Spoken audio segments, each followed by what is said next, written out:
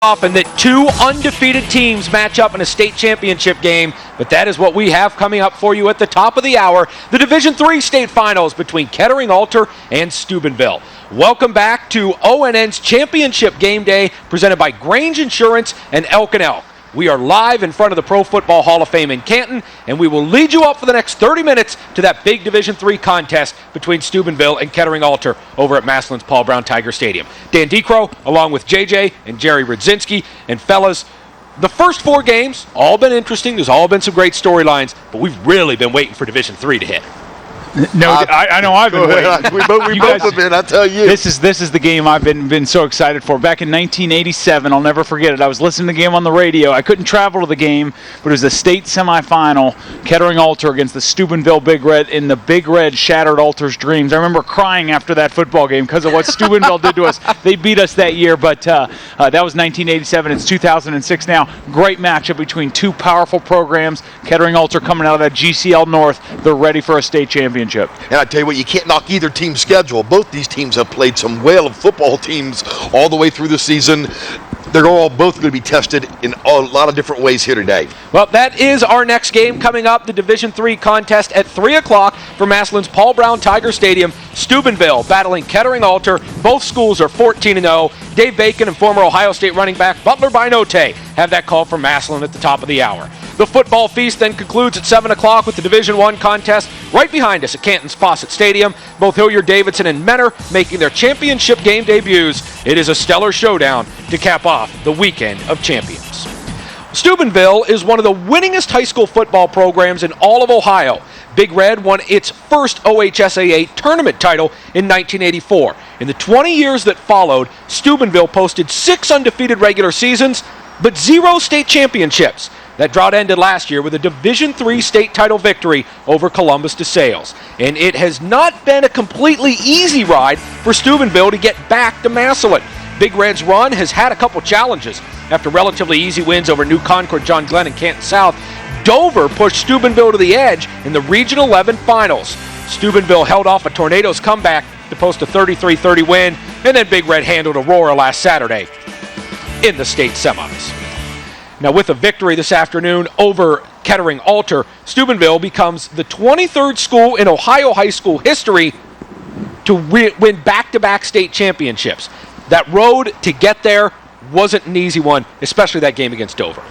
I was one of the people who thought that Dover was going to beat Steubenville Big Red. I like their offense, but Big Red jumped on them. They took advantage of all the mistakes, everything they needed to, got a big lead, and then they had to hold on there.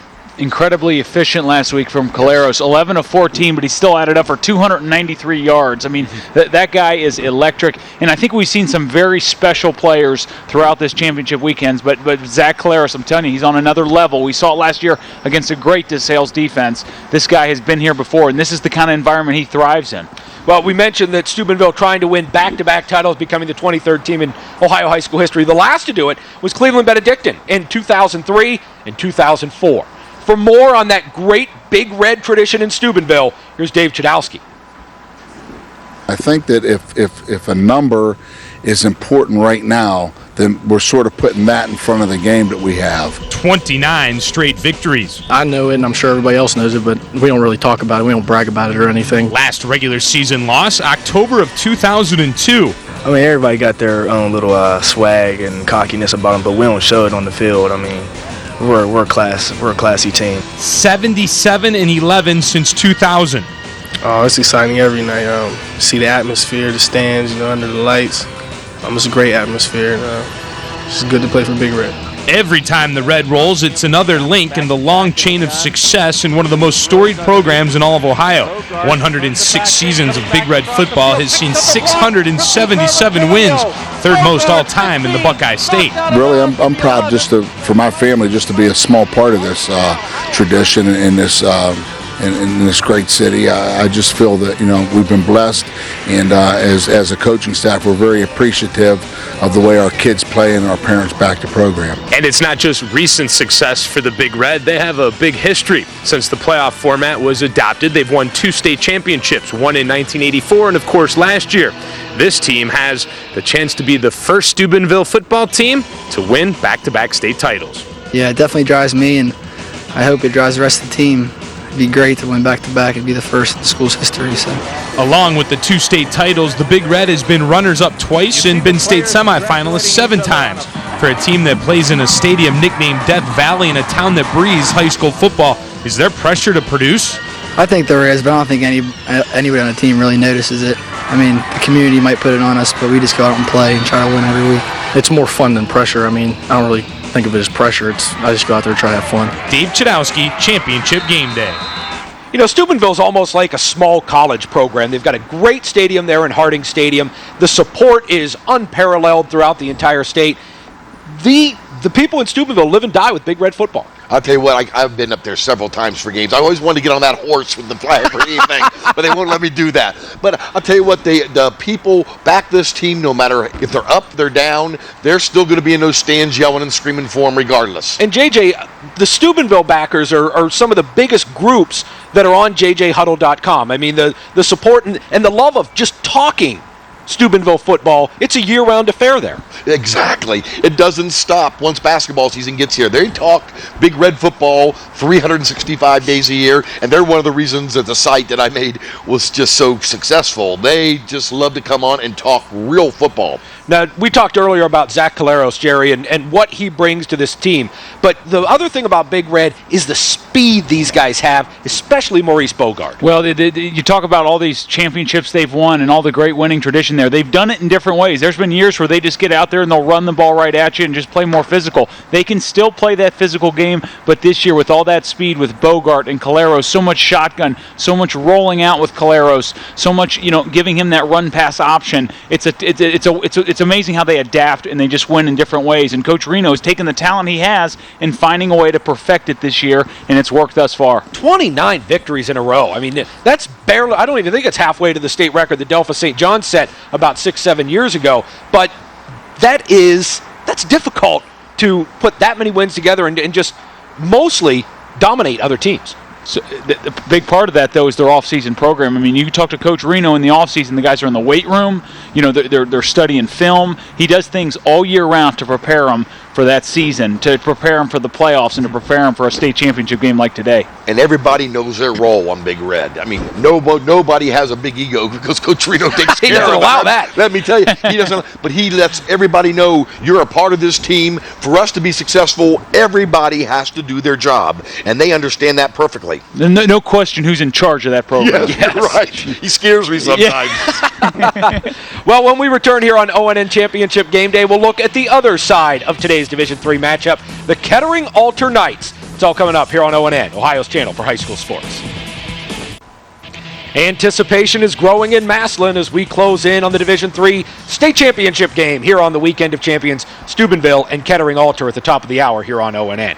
Now, our good buddy Jerry Rudzinski may have won a Rose Bowl at Ohio State, but he never won a state championship at Kettering Altar. This afternoon, Jerry's beloved alma mater goes for that first title in school history. And the Knights have put together a very impressive run to start county. Altar won its first 3 games via shutout in wins over Sandusky Perkins, Eaton, and Sunbury Big Walnut. The one touchdown New Albany scored in the state semifinals came late in the fourth quarter with the outcome of this game already decided. Jerry, what is it about this Kettering Altar defense that makes it so good? Well, I want to start by saying that Sandusky Perkins team in round 1 of the playoffs might have been the best team they played so far in postseason play, but the defense has been strong all season long. The difference with Altar now is the fullback. Corey Rourke is getting involved in that offense, and I got to credit this coaching staff as well. With that triple option, they are changing up the blocking out on the perimeter. Who do we leave unopened? Who do we leave unblocked to option off of? And they're mixing that up, and it's completely confusing these defenses. Well, I'll tell you what, they do a lot of good reads, but I'll tell you what, they not only they don't try and bust big plays. They look for the gaps, they look for seams and alleys just to get through, get it, keep the drive going, eat the clock up, and just finally get in the end zone and frustrate other teams. It's been a very successful recipe for 14 consecutive wins. 2006 marking Kettering Altar's 12th trip to the playoffs. The Knights failed to reach the finals in their 4 previous appearances in the state. And as Dave Chudowski tells us, there is definitely something lacking at this proud school in Montgomery County. Athletic achievement is in full display at Archbishop Altar. State championship banners raised high in the gym. Boys basketball, soccer, golf, cross country, tennis, girls volleyball, and tennis. But one banner you will not find in the Alter Gymnasium is a state football championship. Sure, they've been to the state playoffs 12 times and been to the Final Four 5, but this is the first time they've been in the state championship game. They have a chance to make history, and they know it. Our theme for this year was it's our time. We really believe that it's our time to get that state championship and to really leave our mark on Alter High School. It really is our time. We've always known that no team has ever done it, so it's always been the motivation there each week. Something else, no team ever gone 13-0, no team's ever got past the state semis. There's been something every week to keep us focused on the week to get the next win. But it's this next game where a win would be the final piece to the night's puzzle. This team wants more to be remembered for and be the start of statewide recognition, something their opponent knows all about. All we hear is, Steubenville this, Steubenville that. Like, not trying to knock Steubenville because they're a really good program. And, everybody knows about Steubenville because they won it last year, of course. But everybody's talking about how Steubenville is going to repeat. And, they have a good chance. They're right there. But we're right there also, and we would like people to know about Alter. We would like to uplift our program, just not in Dayton and Cincinnati areas, but all over the state of Ohio. The Knights are 0-2 against the Big Red lifetime, including a postseason loss in 1987. And the question now is, how do you beat a team that has not lost since 2004? Our hope is that we can move the football and try and keep that their offense off the field, and that's going to be a task. But I think that we have a pretty sound defense ourselves. We've experienced a good bit of success defensively. That's for sure. Alter has given up just 7 points in 16 playoff quarters and has 8 shutouts this season. Dave Chudowski, Championship Game Day. Well, Kettering Alter's biggest recognition is probably from its basketball team with legendary head coach Joe Petroselli. He's had the Alter Knights at the state championship games at Columbus countless times over the last 30-odd years. Is it tough, Jerry, when you've got one sport that is what is known at the school and then everybody else has to try to live up to it? Well, absolutely. It was always known as a basketball school back to when the Paxson brothers played there, winning state championships as far back as the 70s there. Coach Petroselli's won so many games on the basketball court, but football's been a big part of that, and Coach Domsite's done a great job. The difference this year, though, is they got more kids out for football. There's over 90 varsity players on that team. Alter's always been a school that's played the guys two ways. A two-way player, play offense, play defense. They two-platoon things now, and that really doubles up your practice time, guys, because the offense goes and works for 2 hours. The defense goes and works for 2 hours instead of an hour for the offense and an hour with defense. It's made a huge difference this year. When I saw Alter last week, I was with Jerry. I was kind of first impression I had was these guys are as fast as Big Red. I've not used to seeing teams as fast as Big Red, and they had a lot of team speed all the way across the board. I think that's going to help them a whole lot because a lot of teams just can't even begin to match the speed. One of the things you rave about with the Alter defense is the defensive backfield, and it is going to be a challenge to try to slow down guys like Maurice Bogard today. Well, J.J. Lauman and the rest of those Alter defensive backs have just got to prevent the big play if they want to have a chance against this great Steubenville team. Caleros and containing him is going to have a lot to do with the linebackers, the defensive line, but out there in space and preventing a Bogart from having a big play, it's going to come down to those defensive backs. They can't let those guys run vertically downfield. They got to get a jam. They got to reroute those receivers because if those guys are just heading vertical, flat sprinting down the field, they're too tough to stop. Well, one of ONN's favorite weekends of the year is this first weekend of December when we get a chance to come up to Stark County in Canton and Massillon for the Weekend of Champions. When ONN's Championship Game Day returns, we will take a look at what the Weekend of Champions brings to Stark County. That's next here on ONN, Ohio's channel for high school sports. Throughout the last couple days, ONN's Championship Game Day has been held here in Canton, Ohio, right in front of the Pro Football Hall of Fame, the crown jewel of Stark County. Now, the OHSAA football final has been coming up here to Stark County and Canton and Massillon for quite a few years now, and will be here for the next couple in addition. What exactly, though, does the future hold for Stark County and the OHSAA football relationship? Stephanie Menike has that story. Players and fans from all over the Buckeye State find themselves in Stark County for one special weekend, a Weekend of Champions. Without it, I don't know what we would do at this time of year. This is a huge event for us. Jeffrey John with Canton's Convention and Visitors Bureau says the love of football is just one of many perks of playing host. Economic impact for the county is somewhere around $3 million. We fill every hotel that we have in the county. People come here, buy gas, eat food. It's just a huge thing for our community. But is this community the very best location in the state? Everyone would have to travel someplace. I talked to a lot of coaches and athletic directors, and basically they tell me the same thing. We would travel forever just to play in the state championship. That's how important it is to them. OHSAA Commissioner Dan Ross says this weekend of champions has become an unexpected part of this community. There's a culture here that makes high school sports and their love of high school sports very special. And on the practical side, Commissioner Ross says too, quality facilities and staffs are needed. Now, if the location is moved from Stark County, yesterday's freak occurrence is a prime example of why things need to be done right. Yesterday afternoon, in the middle of our second game yesterday, the power went out. Now think about that. We have another game that's coming a little bit later. So trained crews and close stadiums are a necessity, as is a community with open arms. They not only open the doors for the games, for the kids, but they open their doors to all the people that are coming in from across Ohio and all those communities. They realize how important high school sports are. For Championship Game Day, I'm Stephanie Menike. Thank you, Stephanie. Now, on the JJHuddle.com boards, one of the most popular topics at this time of the year is, should the state finals be moved out of Stark County to Columbus or Cleveland or Cincinnati, so some teams don't have to travel as far and so that other areas of the state have an opportunity to host them. But there is something special here in Canton and Massillon. There sure is, and I tell you what, we call it the dead horse topic because there is no answer. You fall on one side. This community opened their arms to me. I mean, I know people who work gates, security, and everything else.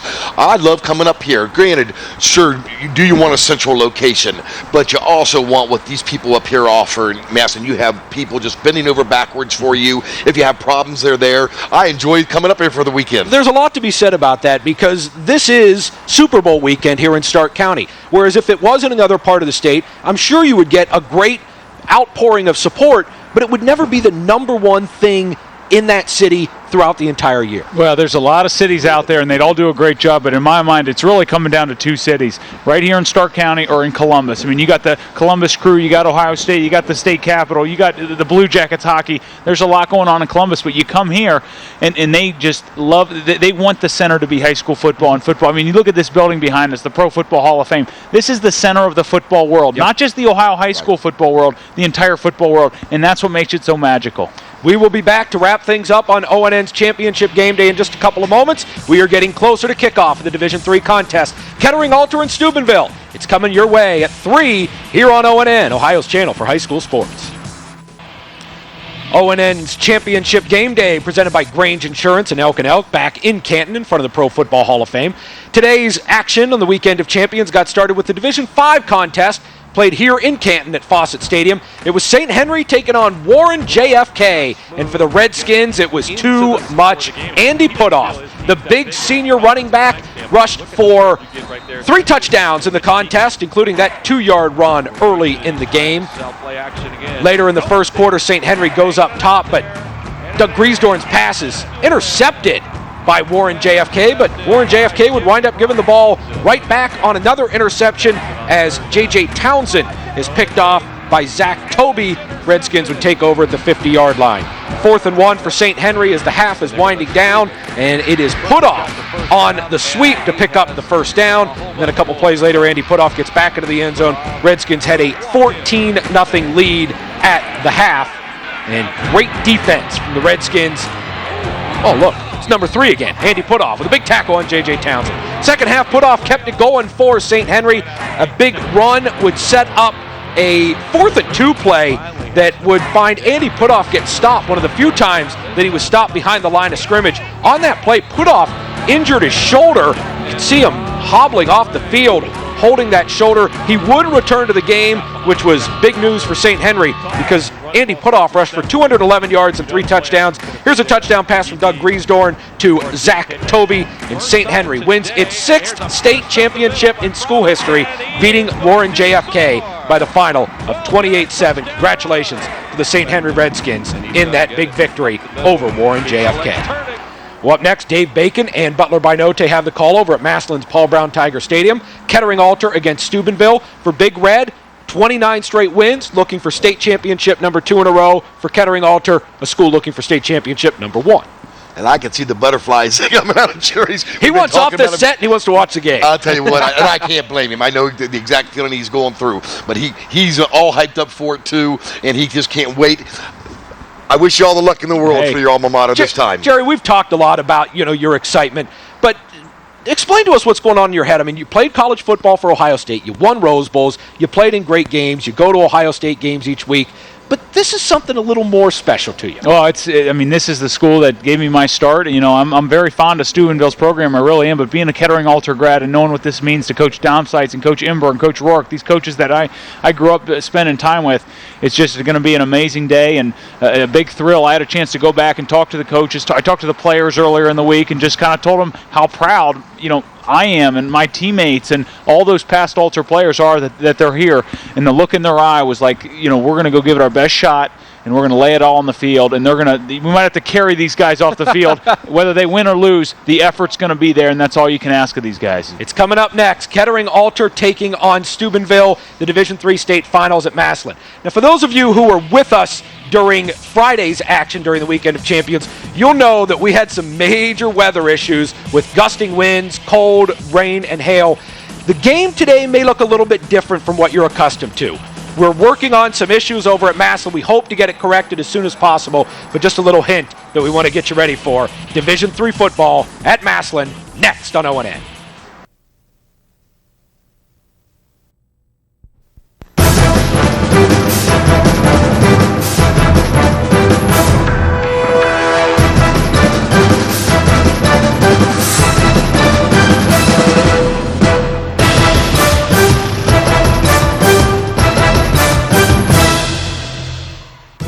Hello everybody and welcome to Massillon's Paul Brown Tiger Stadium for the Division III state championship game between number 2 Kettering Alter, number 1 Steubenville, along with former Ohio State running back Butler Benote. I'm Dave Bacon. Butler, you look at this, number 1, number 2, pretty much all season long. This is what state championship football is supposed to be like.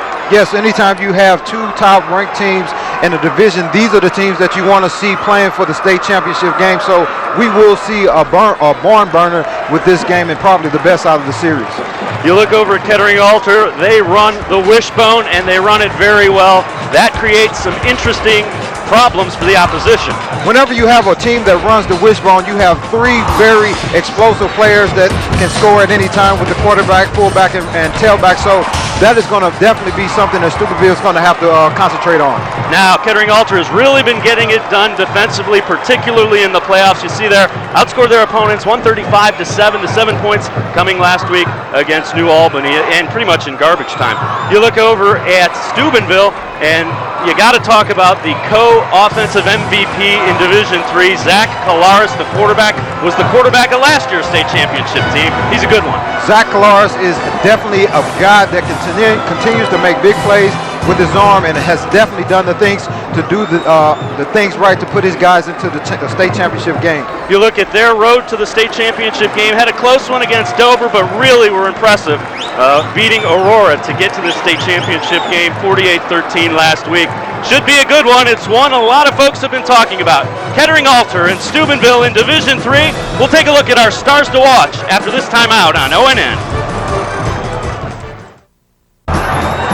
Welcome back to Massillon, the Division III state championship game. Kettering Alter in the state championship for the first time. Steubenville trying to make it back-to-back. And we take a look at our Fort Rapids stars to watch, and they are big names in Ohio High School Division III football. For the Kettering Alter Knights, he's a linebacker and the Division III Defensive Player of the Year, Ben Maxwell. Maxwell is a guy that continues to do the things right for his team with 117 total tackles for his team. And anytime you have a very, very stout defense, you're going to have a guy that's a linebacker that's making plays for your defense. Yeah, and this defense, as we said, has done really well. They have to contend with the co-offensive MVP in Division III, Zach Kalaris, and he is a good one. Kalaris is definitely a big-time quarterback as he makes plays with his arm. Last week he had touchdown passes of 53, 39, and 67 yards. And so the Kettering defense is definitely going to have their work cut out for them as they're going to have to try to stop this quarterback. Kettering won the toss. They defer. So Steubenville will get the ball to start this Division III championship game. We'll kick it off from Paul Brown Tigers Stadium here in Massillon after this timeout. Welcome back to Massillon Paul Brown Tigers Stadium, along with former Ohio State running back Butler Benote and Dan Franzak down on the sidelines. I'm Dave Bacon. Kettering Alter, as we mentioned, won the toss, deferred. They will kick off. They are in white. Steubenville dressed in black with the red helmets. Take a look at our game officials calling today's Division III state championship game. Also want to note, many of the Steubenville fans showed up in black. They were calling for a blackout, and they pretty much got it. Great fan support for both of these teams here at Massillon's Paul Brown Tigers Stadium. These are two very, very exciting teams that we're going to be watching here today. You know, number one, number two, both of these guys ranked number one in their respected regions or whatever, what have you. But this is definitely what the state championship game should be about. Two top teams competing for that championship trophy. Says a lot about Alter's defense and the high regard they hold them in. 8 shutouts they've had this season, 3 of them in the playoffs. They want to put that defense on the field, create some field position. Paul Sebecki tees it up, back deep to receive it. Steve Davis and Maurice Bogard. Bogard, number 5, is a sprint champion, and he can flat out fly, so you want to be aware of that. And he is their big play man. He is the speed to go with Zach Kolaris and an effective running game.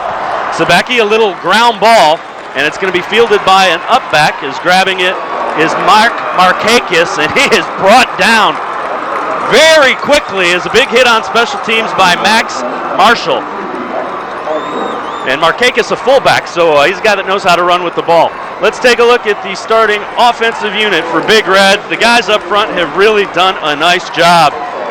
Fry, Pavlik, Campbell, Gilmore, Radakovic is the big guy at right tackle. Kolaris makes the offense run to Maui McGee, 1,830 yards. Bogard is their big play wide receiver. I formation, the deep back is McGee. Markakis is the up back, quick hitter to Bogard, and Bogard turns upfield and they get it out to the 38-yard line. No mystery there. They want to get the hands and the ball of their playmakers. They definitely want to get the ball into the hands of their playmakers, and one of the things that I like about Steubenville is that they get the ball to the guys so that they can run with the ball. You see the defense for Kettering Alter. The front four doing a nice job, but the linebackers really the ones. Ben Maxwell, we mentioned, Defensive Player of the Year. The DBs all with 4 interceptions. Tony Lima, the free safety, is big hitter as well.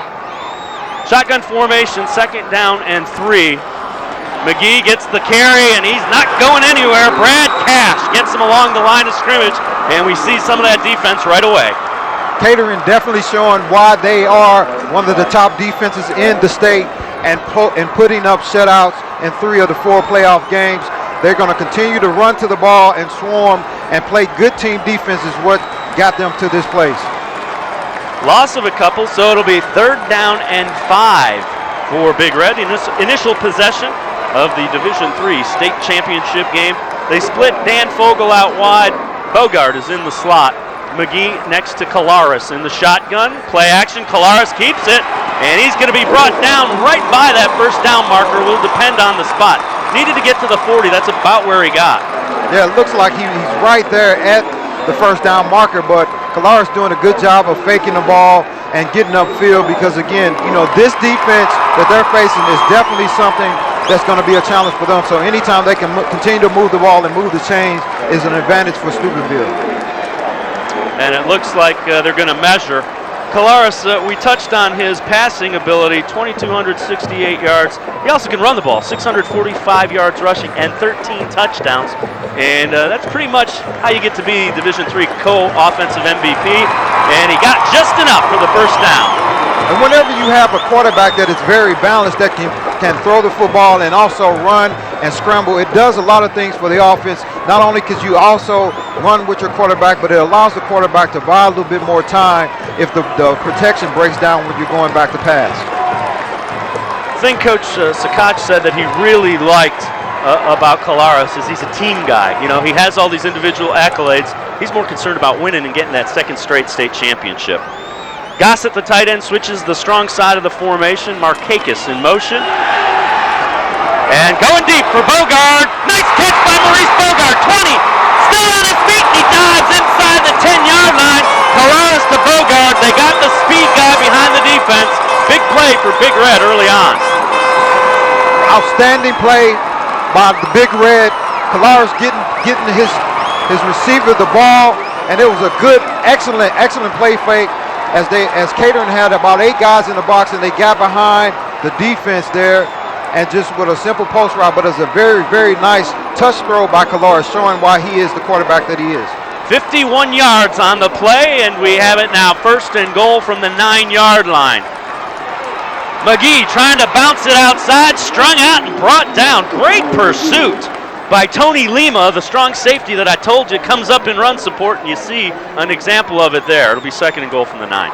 Anytime you have a really, really good defense, especially the way that Kettering likes to play with 8 or 9, sometimes 9 guys up in the box, you have to have a safety that can come down and stop that run, as we saw Lima on that last play. So it'll be 2nd and goal. And they'll actually spot it at the 8-yard line. Bogard to the top of the screen, Vogel to the bottom. That's Bogard in motion. Colares on the roll. Throwing for Bogard. Touchdown, Big Red, 6-0. Nice catch by Maurice Bogard. Kind of found the soft spot and literally sat down in it. Very, very good awareness by Bogard. That's something that you really can't teach a player, but that was great awareness, finding the open spot in the defense. And Curtis Colares, again, taking his time, making the good throw, getting it into the end zone. As we take a look here, Colares coming out, showing why he can buy some more time. But again, the excellent awareness by Bogard, finding that open zone, sitting down, and getting the touchdown. And Bogard, a big play receiver, comes up with a couple of big plays on that first touchdown drive. 6-0, Steve Davis trying to add the point after to make it an even 7-point lead for Big Red. The kick is good. Our score, Steubenville 7, Kettering Alter 0. 9:22 to go in the first quarter of the Division III state championship game. And if you are a Big Red fan, you couldn't have drawn it up any better. A couple of nice runs, a big pass play. You get on the board, and if you're Kettering Alter, you got to be thinking, boy, we only gave up 7 points all playoff long, and we get to the state championship game, we give it up on the first drive. And I think, again, when you talk about the first drive, you know, it definitely has to be some momentum for Steubenville, but Kettering has to be a little bit worried because, as you mentioned, they are only giving up 1 touchdown in the playoffs. Coming up at halftime, Dan DeCrow along with JJ from JJ Huddle and Jerry Rudzinski will have highlights, insight, and analysis of today's Division III game. That's all coming up live from the Pro Football Hall of Fame at halftime. And now Steve Davis will kick it away. And back deep for the Knights, Mike Shaw and Chris Rourke. There you see Davis, who added the point after, giving Steubenville a 7-0 lead. And a 29-game winning streak is what Big Red rides into this championship game. Little pop-up kick, and it's fielded alertly by Justin Hall. And he is swarmed under, but decent field position out at the 36. We'll get to see that wishbone offense go to work. The wishbone offense is something that definitely you have to work on and take your time to manage your defense, because, again, when you have 3 guys that touch the ball pretty frequently, any of those guys can go and make a big play. So you have to be disciplined, and everybody has to play their assignments on defense. So Alter will have it. 1st and 10 from their 36-yard line. And there we see the wishbone. Steve O'Donnell at the controls. He is the quarterback. Now they break the bone as Michael Shaw motions out, give to the fullback. And a nice tough run inside by Corey Rourke. Alter just coming out, establishing the dive up the middle. And that's something, when you have the wishbone offense, you have to establish the run in between the tackles, because what that does, that allows the defensive ends and the defensive line to collapse on that guy and it opens up some more opportunities for the quarterback on the perimeter. Now the big runner out of this is Michael Shaw. He has 918 yards rushing and 19 touchdowns. Chris Rourke has 1,022 yards and 12 touchdowns. Little inside give, and nothing doing as the front 5 of the Steubenville defense kind of shuts that down. Let's take a look at our Donato's starting lineup for Kettering Alter. That offensive line really needs to get it done to make the wishbone effective. And we talked about the skill position people, Shaw and Rourke, Chris Rourke, closing in on 1,000 yards. Shaw already over 1,000 yards. Right now, though, the Knights looking at a 3rd down and 6. Ball right at the 40-yard line. Again, Shaw motions out. O'Donnell wants to throw. Looking, and it's intercepted. Steve Davis comes up with the interception. Trying to get outside. He's got some room. 30, 25. Steve Davis knocked out of bounds at the 21-yard line. A big play by Steve Davis, and Steubenville already swinging momentum their way. Big time interception. As we can take a look here, Steve O'Donnell rolls out and just throws an ill-advised throw into coverage. It looks like Stephen Davis was sitting in the zone area as he gets the pick and just outruns most of the offensive players from Kettering to get a nice sizable lead. But again, that was not a throw that I'm sure O'Donnell wanted to throw because it was coverage there, and now the momentum is definitely with Steubenville as they get ready to go in and possibly take another score. And more bad news for Alter. Steve O'Donnell, the quarterback, slow to get up after that return, a 26-yard return. He went over and was chasing, trying to make the tackle, and I think he got blocked and wasn't expecting it. He's up under his own power, but that is your quarterback and your decision maker of that wishbone offense who got banged up on that 26-yard return by Steve Davis. Steubenville comes out with just some outstanding plays. You see why they are back in the state championship game, 2nd year in a row, 29 straight wins. As you mentioned, this is why Steubenville has had the success with this program that they have had, because now, they have come out and made 2 very big plays within this first quarter, and so they're Kettering Alton is going to have to try to do something to try to swing the momentum back to their side, because right now Steubenville is having their way right now with Kettering. Colares in the shotgun. Vogel is split to the top of the screen. McGee is the back next to Zach Colares. Pressure coming. Colares keeps it, and he's going to be brought down right near the line of scrimmage. Casey Siggins crashed in from his defensive end spot, and Nick Anderson also in on the tackle.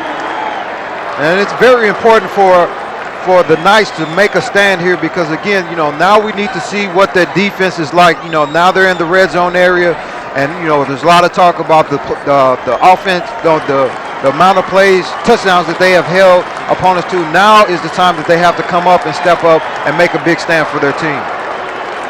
And they'll put 3 wide receivers to the top of the screen. Colares in the shotgun. And now Markakis comes in for some blocking, picks up the blitz, looking for the tight end. He's got him. Anthony Gossett, touchdown. What a play by Zach Colares. I think he audibled out of that because they brought extra protection in and they slid Gossett right where the blitzer was coming from. Again, great job by Zach Colares and the Big Red offense, 13-0. That's a big-time play again by Colares to Gossett. And as you mentioned, Dave, it looked like he audibled to that because Kettering had 8 or 9 guys up in the box, and they were playing man-to-man. But that was just a blown coverage somewhere in the back end on the secondary. But again, Steubenville continues to make the plays that they need to make and to get the momentum continue on their side. And Big Red is off to a fantastic start here in the Division III championship game. 13-0. They are averaging 33.8 points in the playoffs. And get a flag coming in on the point after. They're right on that average. That average doesn't look like it's going to be going down based on the first 2 possessions.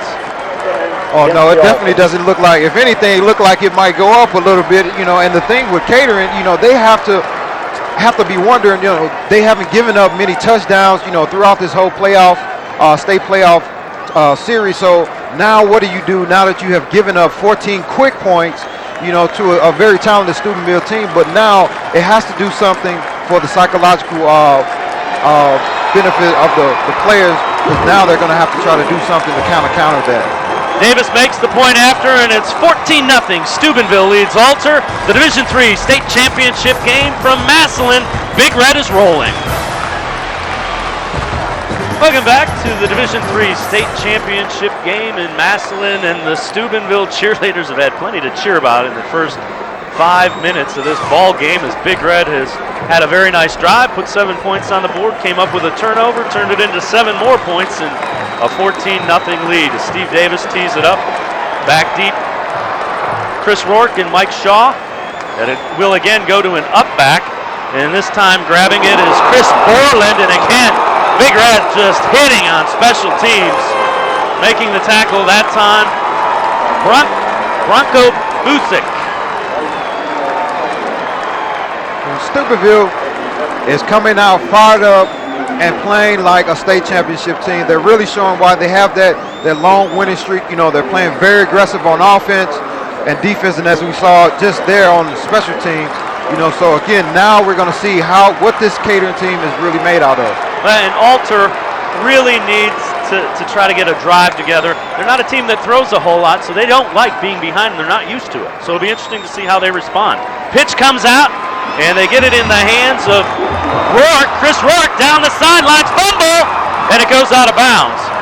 Wow, they are very, very lucky that play went out of bounds, but you know, that is the potential of the wishbone offense, as we talked about earlier. You know, Oxford now comes out, as you mentioned, they need to try to put together a drive, and they get a very big play, but Steubenville has to remain disciplined if they want to slow this offense down, because now, again, Alter has that big play ability.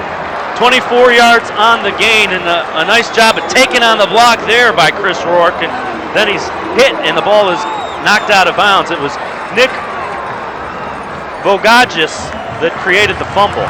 Wishbone again, 1st and 10 from the 42.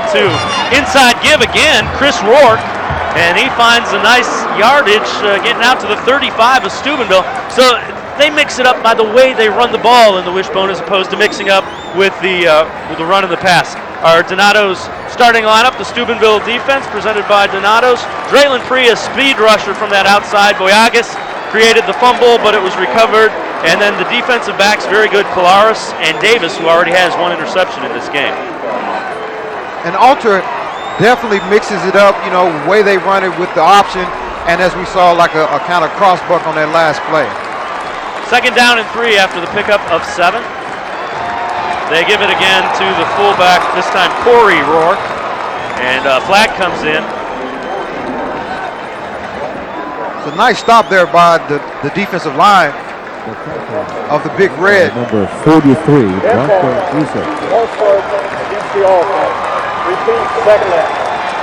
So that'll cost them 5 instead of 2nd and 3. You're looking at 2nd and 8. You know, that's something they definitely don't want to do. They don't want to create turnovers or penalties for themselves being 14 points down.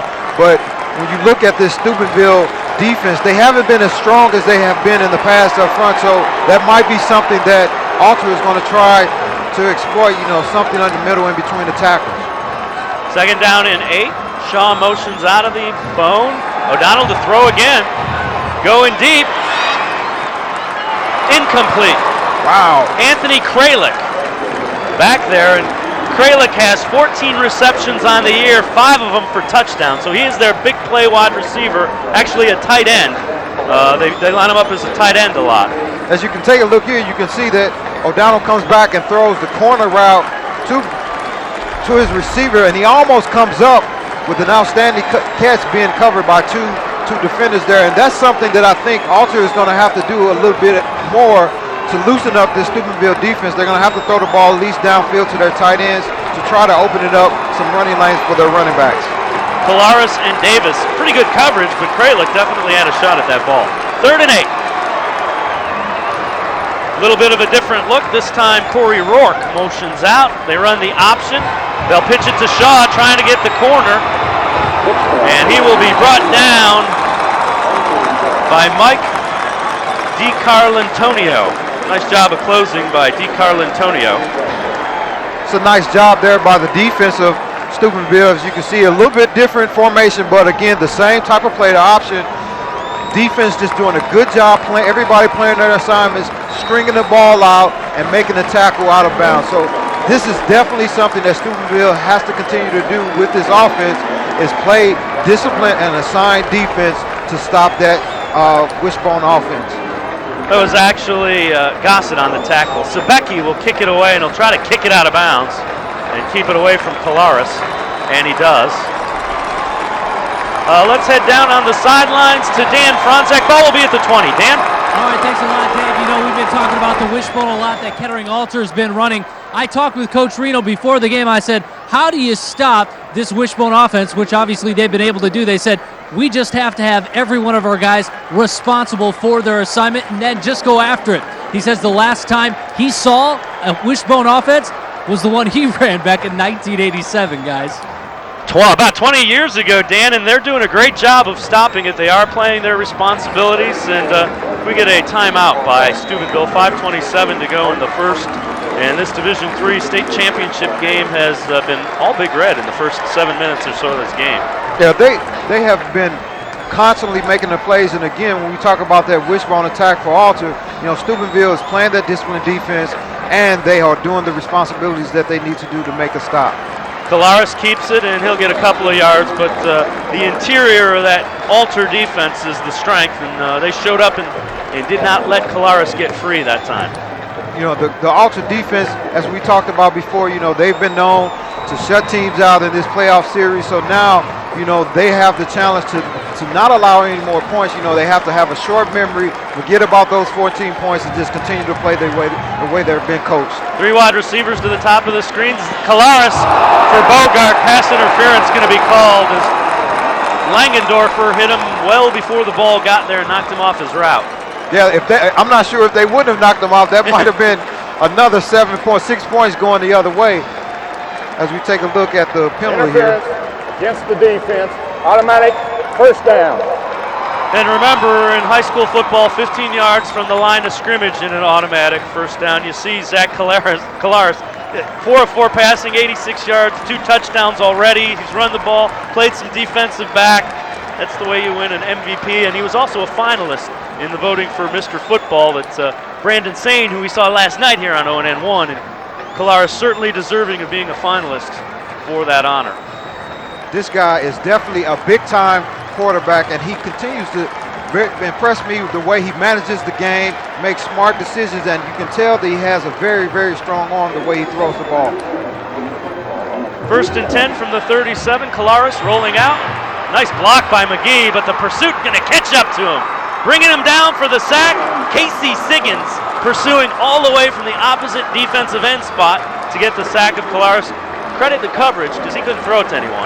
Yes, you know, the coverage was outstanding down the field as he was looking for his receiver, but again, as you can see, the closing speed of Siggins coming from the backside, making that sack. That's a big, big play for Alter, and again, this is the Alter defense that we're used to talking about and used to seeing, because now they have this Steubenville offense backed up and in a second and a very, very long way.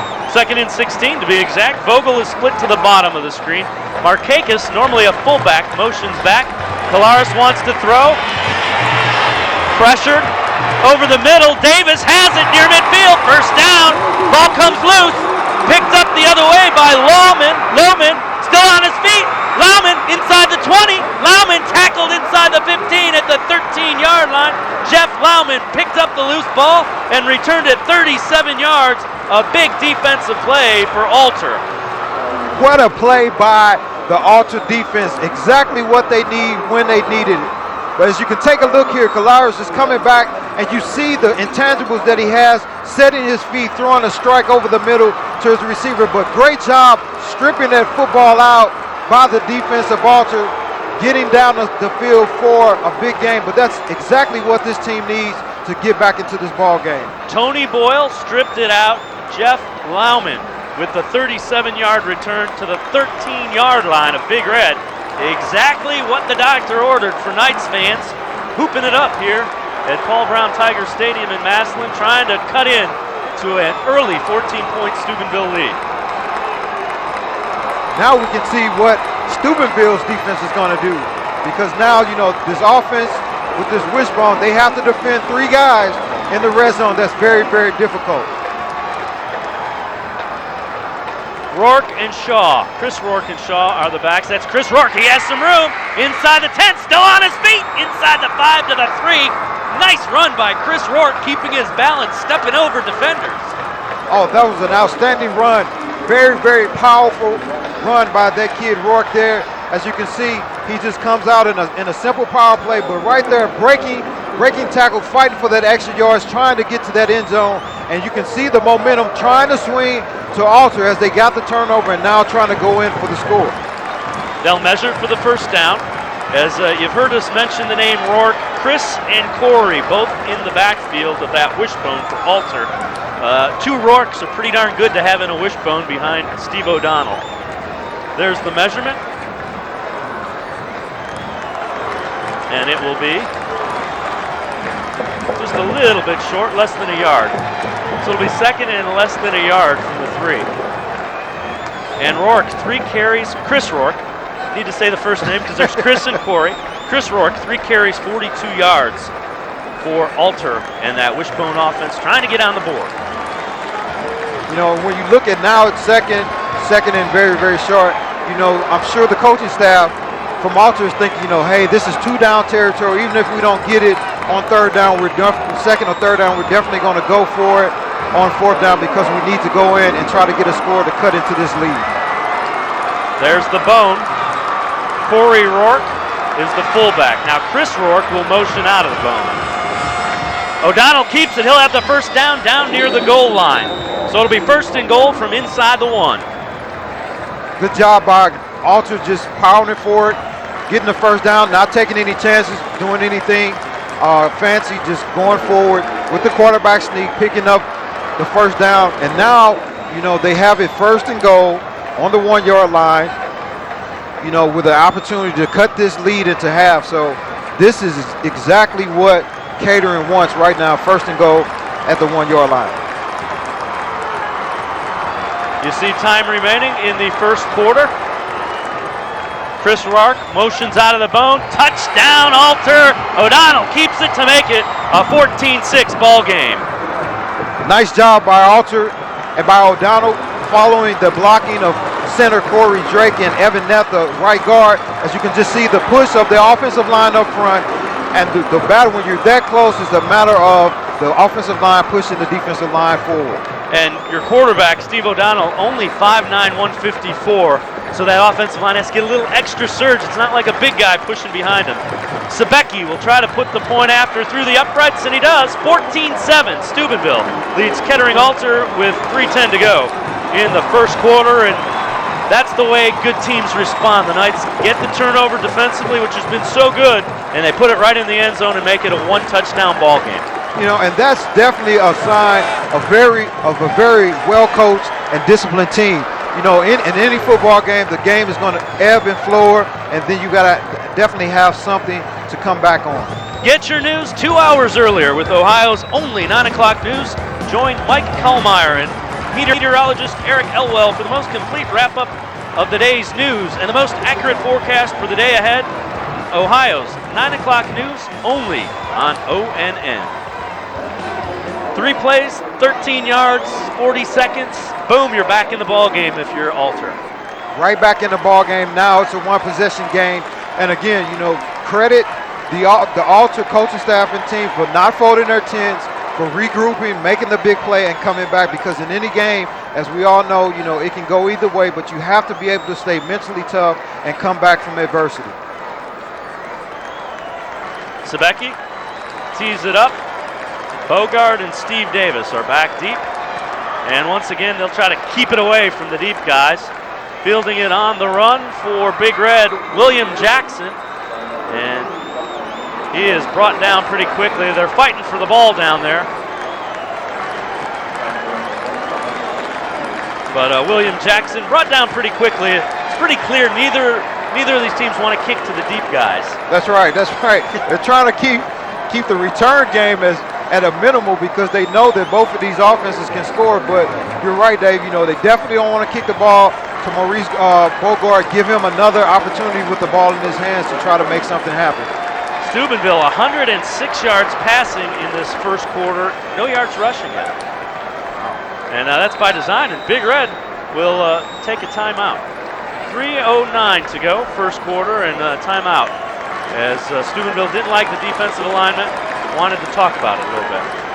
And it'll be interesting to see exactly how the Alter defensive staff is going to kind of come back and counter the passing attack from Steubenville. You see what Coach Reno Sakach has done, and Coach Sakach, 242 and 44 in 24 years as a head coach at Steubenville.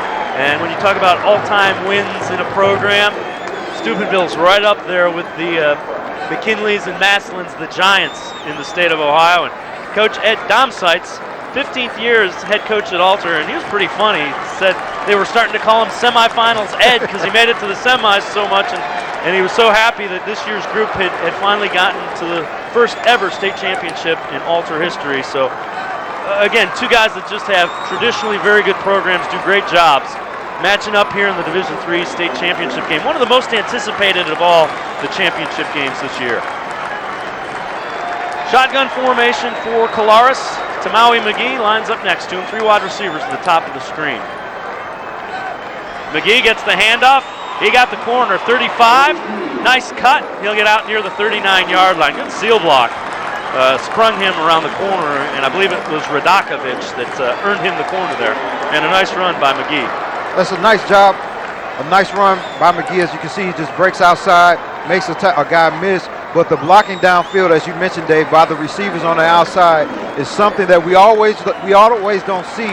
But whenever you have guys running on the edge picking up big gains, the receivers are definitely out there picking up blocks. McGee gets the pitch, and this time the defense swarms. Does a nice job of shutting that down. Alex Pace, one of the outside linebackers, and Hank Keithley pursuing McGee, and actually will throw him for a couple-yard loss. You take a look here, you can just see there's no room to run. They do a good job of just stacking it up. But these linebackers are very, very active for this defense and showing why they have shut teams out in this playoff. Yeah, they play a 5-3. And Tony Lima, a strong safety, is somebody that will come up and run support a lot. He was the third guy in your picture on that. 3rd down and 3. Colaris rolling out. Throws back against the grain to Davis. He's open down the sideline. Stephen Davis, 30, 20. Down to the 10, knocked out of bounds, inside the 10-yard line at the 5. A great call as Stephen Davis all alone, a 57-yard pickup down that sideline. Very well designed play by Steubenville. As you can see here, there's a fake rollout to the right, and then you can see as he throws back to the right side of your left side of your screen, and nobody's there because again the defense is pursuing and trying to pick up the things from the Steubenville offense, but very, very well designed play by the Steubenville offensive staff. And Davis, another big play guy, 35 receptions, 8 touchdowns, 527 yards on the season. 1st and goal from the 4. Markakis in motion, play action, Colaris gonna keep it. Nice move, he gets inside the 5, down to the 3. Could have been thrown for a loss, but made a nice adjustment to pick up a couple of yards on that play. It'll be 2nd and goal. Colaris showing why he can throw the football and run the football as well, making a guy miss. But, these guys have put up 33 points per game, averaging 33 points a game, and they're showing why, as they continue to spread the ball around, give you different looks, and not only do that, but be unpredictable in their play calling. Ben Maxwell on the tackle. Colaris gonna keep it. Nice move, touchdown, Zach Colaris to make it 20-7. That was a design play, but boy, what a fake he put on as he got right through that hole to open it up and get into the end zone. Zach Colaris, as you see here, design quarterback draw, but very good feet, as he makes a guy miss and then just cuts it up for the touchdown. But again, the offensive line doing a great job running behind Phil Gilmore on their left side, so this, again, now Steubenville comes back, they give up the turnover, get scored on, and they regroup and come back. So this is definitely what we anticipated by seeing these two top teams playing. Anthony Gossett is the holder. Steve Davis puts it through the uprights. 21-7. Steubenville leads Alter with 1:05 to go in the first quarter. And I don't think we expected quite this many points in the first quarter. Not this many points. In the first quarter, you have 28 points scored, but when you have these two teams, playing, as we talked about in the open, these guys have guys that can make plays on offense on both sides, and mostly the defense we talked about. The most surprising thing is the defense of Alter giving up 21 points, just in the first quarter alone. So they're going to have to try to regroup and do something, and most importantly, keep their confidence up and knowing that this is a long game. Chris Rourke and Michael Shaw will be the deep backs, but Stephen Davis and Big Red have not kicked it deep yet. They're trying to keep the ball out of the hands of the playmakers. And, as we talked about before, offense, defense, and special teams all can play a part. So if you can try to limit the special teams from making big plays and win 2 out of the 3 categories, you have a better percentage of winning the game. So I think both teams are thinking, hey, let's just squib the ball. We don't want to give them an opportunity for a big play, and then let's let our defense play.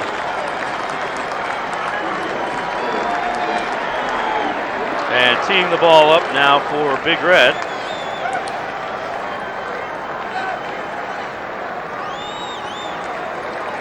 Is Jeremy Banks. And Banks, a line drive. And this time it goes to Michael Shaw, 20. Spins, trying to get outside, but Big Red's pursuit is there.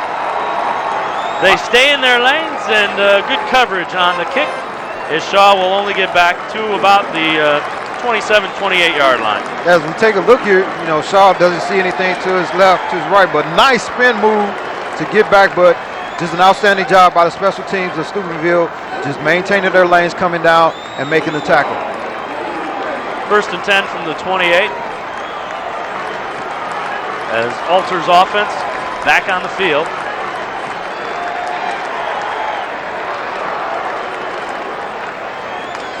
O'Donnell gives it to Shaw. He busts through and will get across the 35 out to the 36-yard line.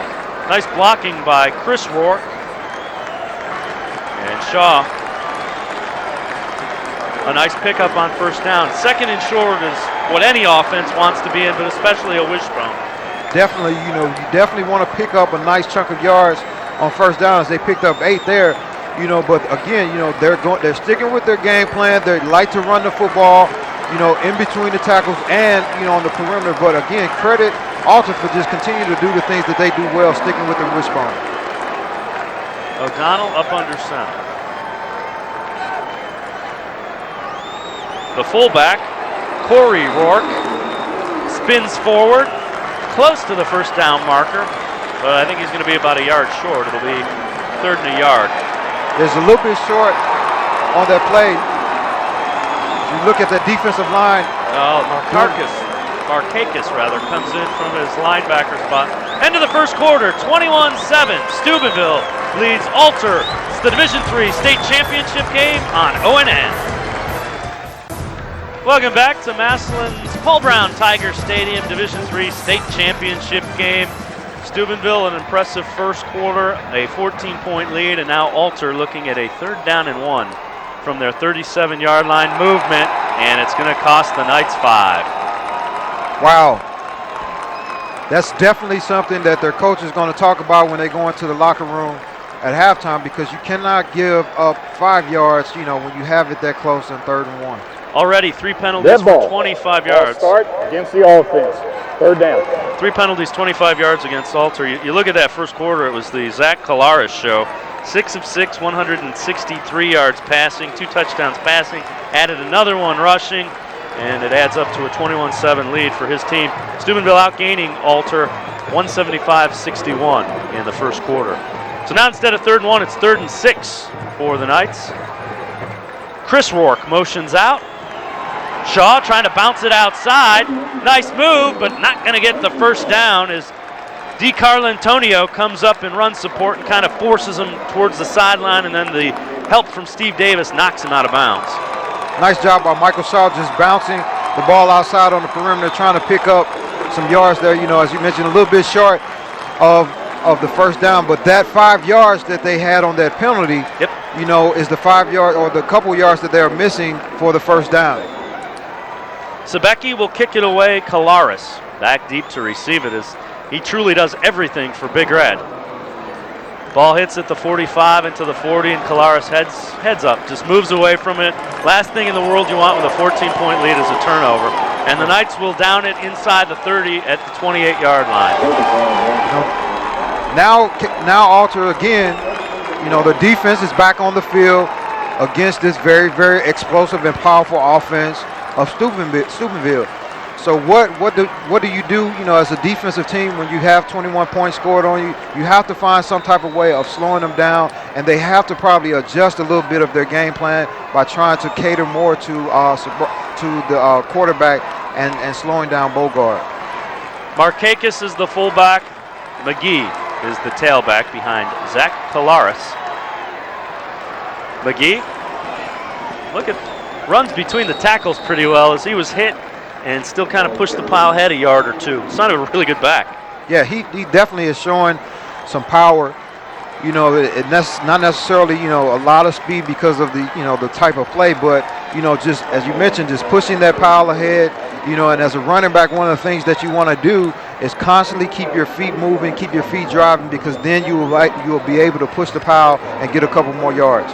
Pick up of 3, so it's 2nd and 7. A little bit of an offset eye now. Bogard in motion. Kalaris rolls out. Throwing back against the grain, hangs it up for Bogard, but the coverage was there. As staying with him step for step, Jeff Lohman.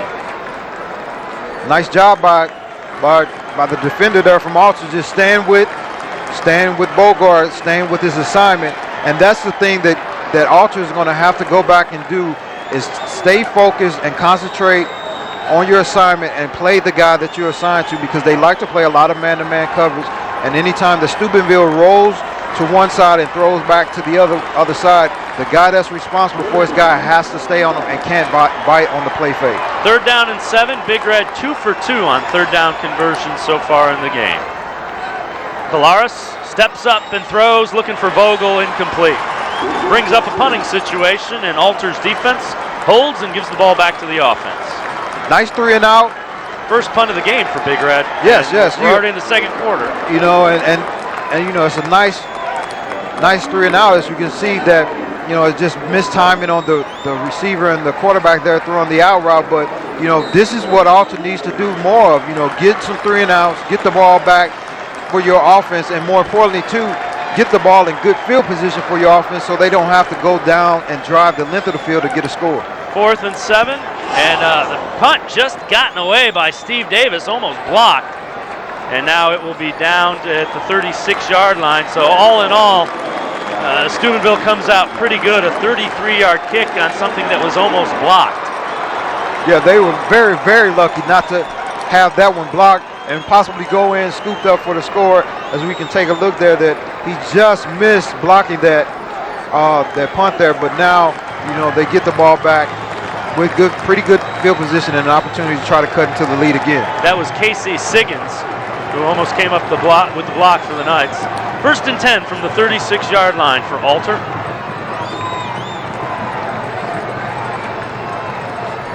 Wishbone behind O'Donnell. They pitch it. Shaw trying to get outside. Nice block by Rourke. Spins, and a nice tackle by Zach Kalaris. Nice play. You know, Alter getting the ball instead of in between the tackles, getting the ball outside to Shaw. You know, faking the dive, getting it, and as you mentioned, a good block outside by Rourke. You know, but now I think that Alter is going to try to do a little bit more of that, you know, get the ball on the perimeter, because they haven't really had a lot of success running up the middle. But I would look for them to try to do a little bit more of that and possibly some play action passes down the field. 2nd down and 8. Pickup of 2. Pitch comes to Rourke this time with Shaw blocking, and again, Kalaris breaks free as Shaw broke free, but great pursuit as the Big Red just kept coming in waves, and Tamawi McGee in there making the tackle. As we take a look there, you can see that Rourke gets the ball, and one of the things that you have to do as a back, running that wishbone and option offense, as soon as you get the ball, you have to sprint and keep running and get as much yard as you can, and then make your cut and try to get up the field, because as long as you try to slow down, make a cut, going back into the defense, it allows the defense to pursue and get to the ball carrier. So they need to just try to, again, get to that perimeter, but stretch it, make one cut, and get upfield. 3rd down and 4. Alter 0 for 3 on 3rd down conversions so far. Chris Rourke motions out of the bone. They get it to Kralik.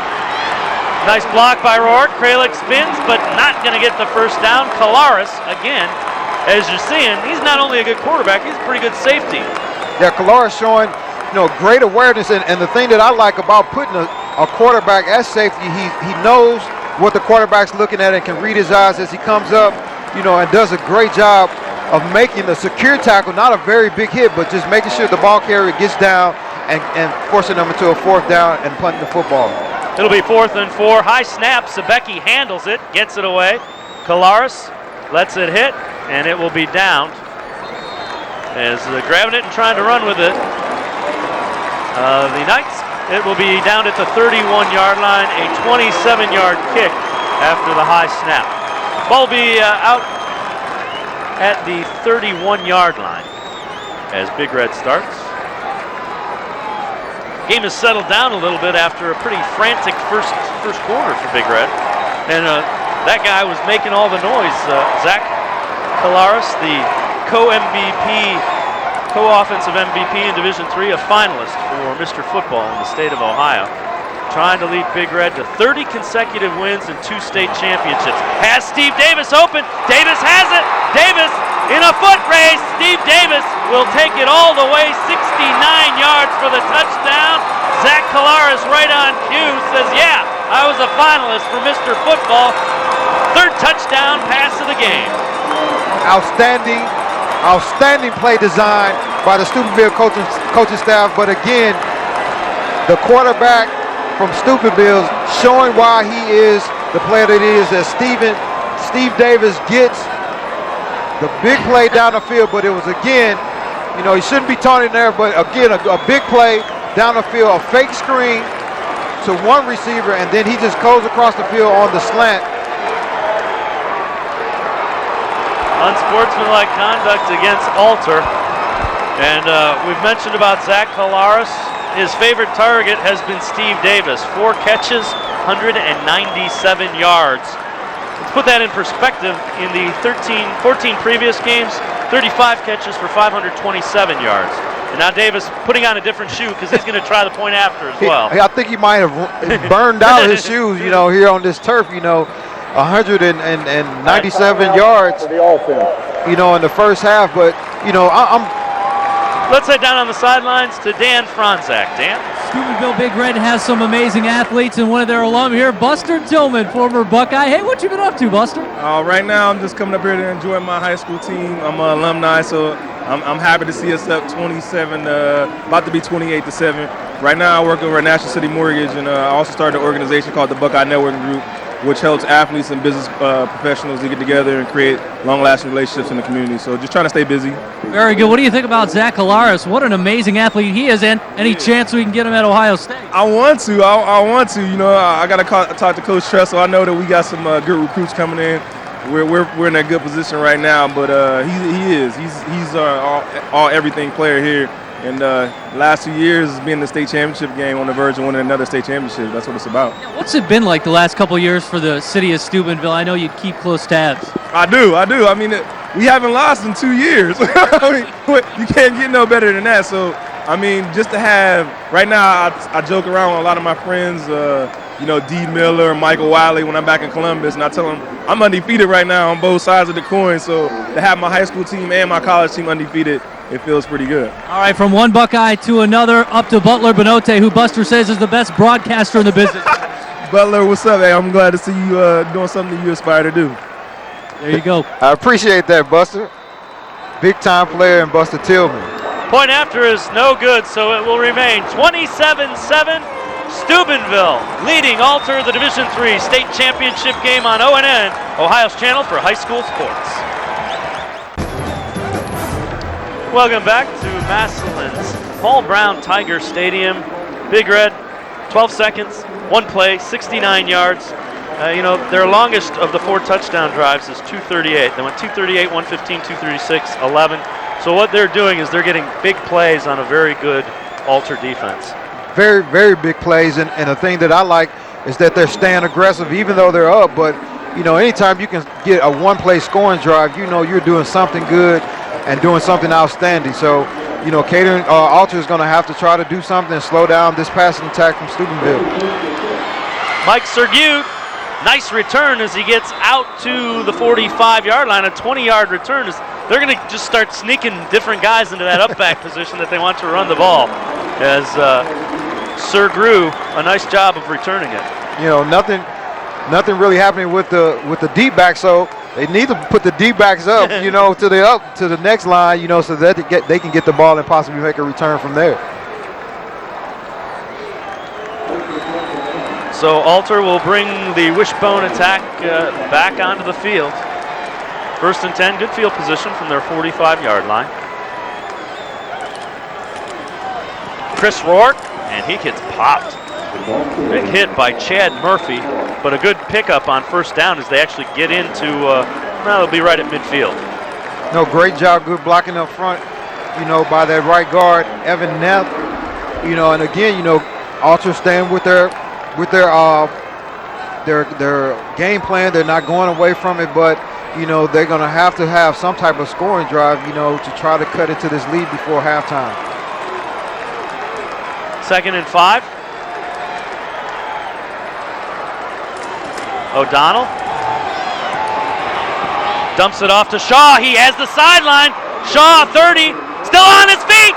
Down the sidelines, touchdown Michael Shaw, 50 yards, tight roping the sidelines, and a big play for Alter. Big time play by Alter, you know, coming up with a play, you know, to stay in this football game. You know, a broken play as we can go back and see O'Donnell looking down the field, he's covered, but the awareness to get the ball to his outlet receiver, Michael Shaw, as Shaw showing, you know, why he is an outstanding back in the state of Ohio. You know, going in for the touchdown, you know, right back at you, you know, getting that touchdown, cutting into this lead. And now Alter can cut it to a 13-point lead, rather, after the missed extra point by Steubenville. It's 27-13. Sebekic, bad snap, and it will remain a 14-point lead as each team has now missed a point after. 27-13, Steubenville leading Alter. Wow, what a ball game so far. You know, we've had... You want big plays? We've got a lot of big plays. We've had a lot of big plays, you know, and that's the thing that, you know, I think when you look at these fans that have come out, that have packed this stadium out, you know, they want to see an exciting game. You know, we've definitely had that from both sides. You know, Alter's a little, you know, has sputtered a little bit, and, you know, we've had the big plays from Steubenville, but again, you know, this is still, you know, a 14-point ball game where it can go either way. So this is a very, very exciting ball game for us. 2 plays, 55 yards, 47 seconds on the scoring drive. Wow. Wow. That is lightning fast when you're talking about scoring. That's better than a 2-minute offense. Sebecki will tee it up. Maurice Bogard will be back deep.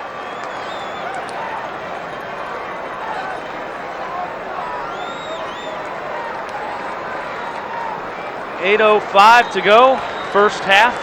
Alter down 14 at 27-13. Again, the line drive. And it will be taken by Steve Davis.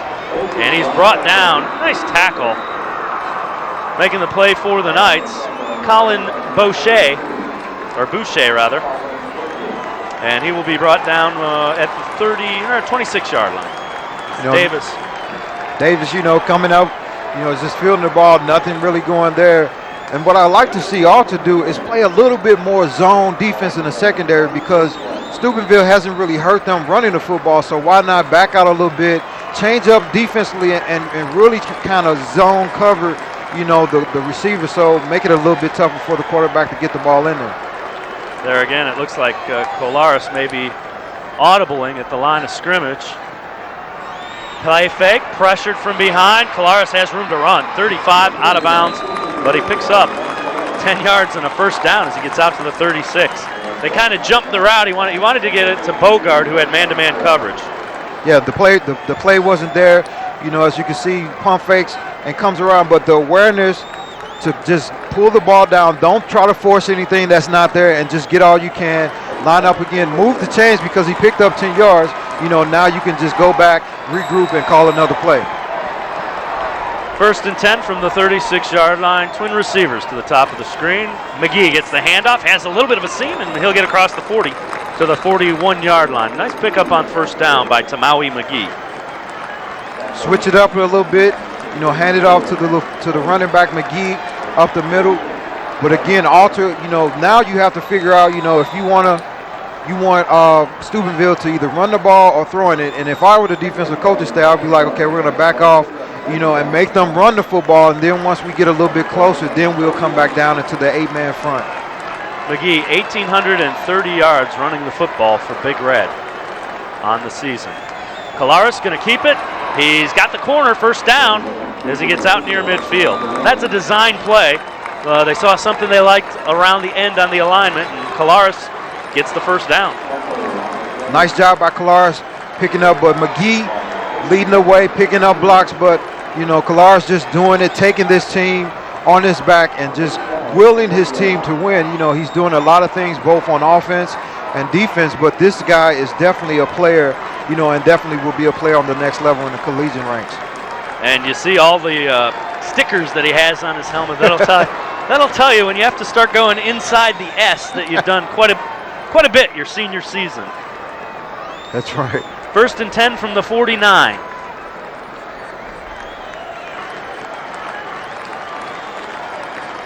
Play action. Collaros keeps it. And again, a nice pickup on first down. Collaros again, just taking the play, they're calling his number a lot, and if I were the coaching staff, I would too, it's again a design quarterback draw, fake the ball to the halfback McGee, create some seams and allow your best player to get into the line of scrimmage and possibly into the secondary. But the Steubenville offense is now, they're seeing that the game is kind of going back and forth. So I like what the coaching staff has done. They're trying to slow the tempo down just a little bit, and they probably will try to go and strike again for a score soon. Pick up a 4, 2nd and 6. Collaros, flag. That will stop the play. Something at the line of scrimmage. Ball start against the offense. So it'll cost Big Red's offense 5. They'll be looking at a 2nd and 11, and that's their first penalty of the ball game. Yeah, and they have been very disciplined, not picking up any penalties, staying on side, not getting any foolish things that might work against them. But I don't know. I think I might like it to be 3rd, 2nd, and 4 or 5 as opposed to being 2nd and 11, because now they're going to come back, drop back, and put the ball in Collaros' hands and make him throw the football. So, again, this is where they thrive and have their most success. Bogard, the speed man, to the bottom of the screen. That's where he's looking. He has it. Nice move. First down. Bogard dives to the 37-yard line. And Maurice Bogard, just 5'7", 155. He's got big play receiver written all over him because of his speed. A sprint champion for Big Red. And anytime you have that type of speed, the defense is going to respect it. As you can see, he just throws a simple stop route. But when you've been beating the defense, getting behind them, they're going to back up a little bit more. And now you can get the little intermediate and short routes, and get the ball into your playmaker's hand, and then let him make some big plays with his legs. I formation, and half of the Ultra defense is across the line of scrimmage. I think they were coming on a blitz there. Might have been a run blitz, but there were about 4 guys that jumped on that. And they're trying to get off on the football. They're saying, hey, we have to get to this guy as quick as we can. Encroachment against the defense. So instead of a 1st and 10, it'll be 1st and 5, and the ball will be moved down to the 32-yard line.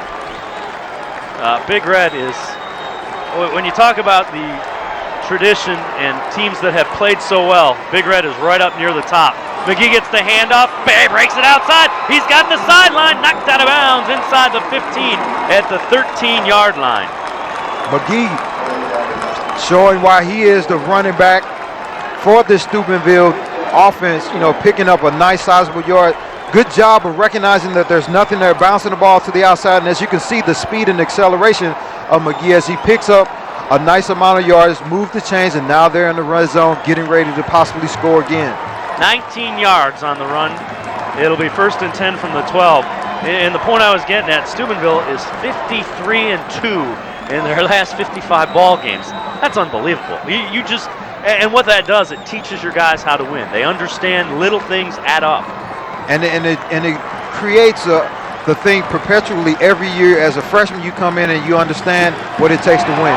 Collaros has room, dives just short of the end zone, but he'll be inside the 1 as Zach Collaros doing it with his legs, doing it with his feet, doing it on defense, doing everything to try to bring a second straight state championship to Big Red. Collaros just with the simple fake coming up, showing that he can run the football, getting it down to the 1 yard line, running behind left guard Phil Gilmore, and this is the longest drive for Steubenville as they get ready to score again. They like to say roll, Red, roll, and here are some of the particulars. 40-game regular season winning streak. They last lost in 02, 53-2 since 03, 77-11 since 2000. Just one of the elite programs in the state. Collaros keeps it. And he's not going to get in. But it will be second and goal from inside the 1. And this has to be demoralizing for the Alter defense. They've come into this game giving up relatively no touchdowns in the state playoffs, and to have the Big Red roll in here and score 28 points, possibly another 7, in the first half has to do something for the psyche of this team. Well, and Big Red was definitely very well prepared for this football game. And 9th play of the drive, Collaros, touchdown, Steubenville. Wow, that was pretty close there. Yeah, but the guys in stripes say it counts, and that's really all that matters at this point. 33-13. And the thing that I like about this drive, that it took some time off the clock. They did it, before with the quick scores. We see that Collaros just goes over the top for the touchdown, but they methodically kind of move their way down the field this time, showing that they can still score when they put together a scoring drive. And to reinforce your point, 9 plays, 3 minutes, 42 seconds, their longest drive of the ball game. Davis on to add the point after, and this one is good. So it will be 34-14. Steubenville leading Alter, still over 4 minutes to go in the first half. And they've already put 34 points on the board. Right. And number 7 responsible for a lot of that. Number 7 is, they might as well put a Superman on his chest right next to that number 7, because he has done everything correct for this ball team, this ball club today. I want to remind you, Ohio High School sports, second to none, and ONN showcases them each week with Varsity Ohio. It's the state's only weekly show that focuses on all varsity sports, large and small. Join the ONN sports team Wednesdays as they explore and feature the state's best athletes. Varsity Ohio, only on ONN, Ohio's channel for high school sports.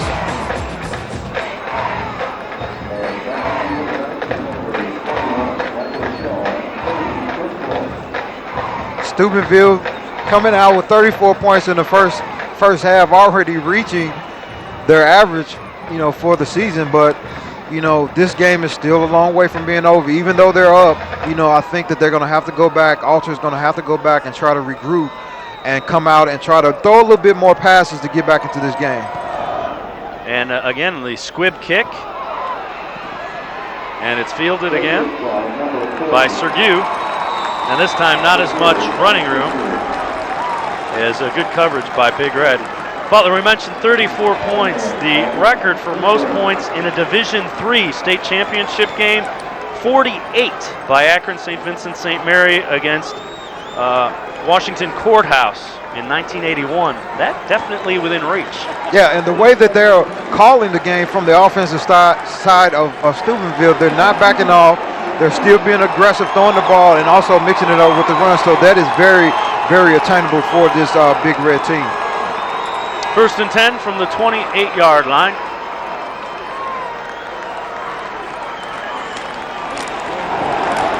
Not much running room as Rourke, the fullback, Corey Rourke, gets the handoff, and the interior of that defense not budging. Good job by that defense coming up with the stop, the swarming defense there, as you see 3 defenders making that play. But one of the things that is a disadvantage when you run that wishbone or option type of offense, you don't really have a big passing game to come from behind in a game like this. Now because you have pretty much a ball control type of offense. So when you're down by 21 points, it makes it a little bit more difficult because you don't have as many passing plays in your offensive scheme. Again, the fullback, no room to run. Chad Murphy is doing a great job of crashing in from the defensive end position. That 73, you've seen him second play in a row where he is just shutting down that first fullback give. And when we talked about before about Steubenville not being as stout as they have been over the years up front in the middle, the defensive line is really responsible for that fullback in the wishbone or option offense. And so the defense, as you mentioned, doing a great job just crashing down, stopping the fullback because that is their responsibility. Someone forgot to tell the 11 guys playing defense they're not as stout as they've been in the past because they've been pretty good. 3rd and 11, Alter 0 for 4 on third down conversions. Going for Kralik deep over the middle, off his fingertips, incomplete. Coverage was there, but Kralik had a shot at it. Well thrown pass by O'Donnell, but it's incomplete, and it'll bring up a 4th and 11. Kralik almost came up with that catch. Would have been a great over-the-shoulder catch by Kralik, but it was just a little overthrown and just on his fingertips and missed it. But another missed opportunity for the Alter offense, and now they're going to kick the ball back and give Steubenville a very good field position with another opportunity to score with 2:44 left to go in the half. There's Zach Kalaris awaiting the kick at his 46-yard line.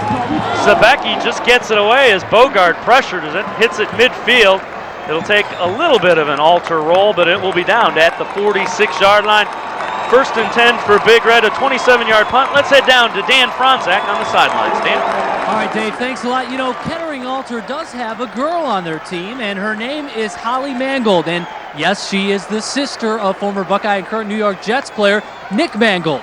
Now, having a girl on the team does pose a problem as far as locker rooms are concerned, but it's not a problem here because this head of security here at Massillon Paul Brown Tiger Stadium has a huge, van or like a bus for her, and she actually changed in there, and that was her locker room here today, so not an issue here. A nice gesture by the people here at Massillon.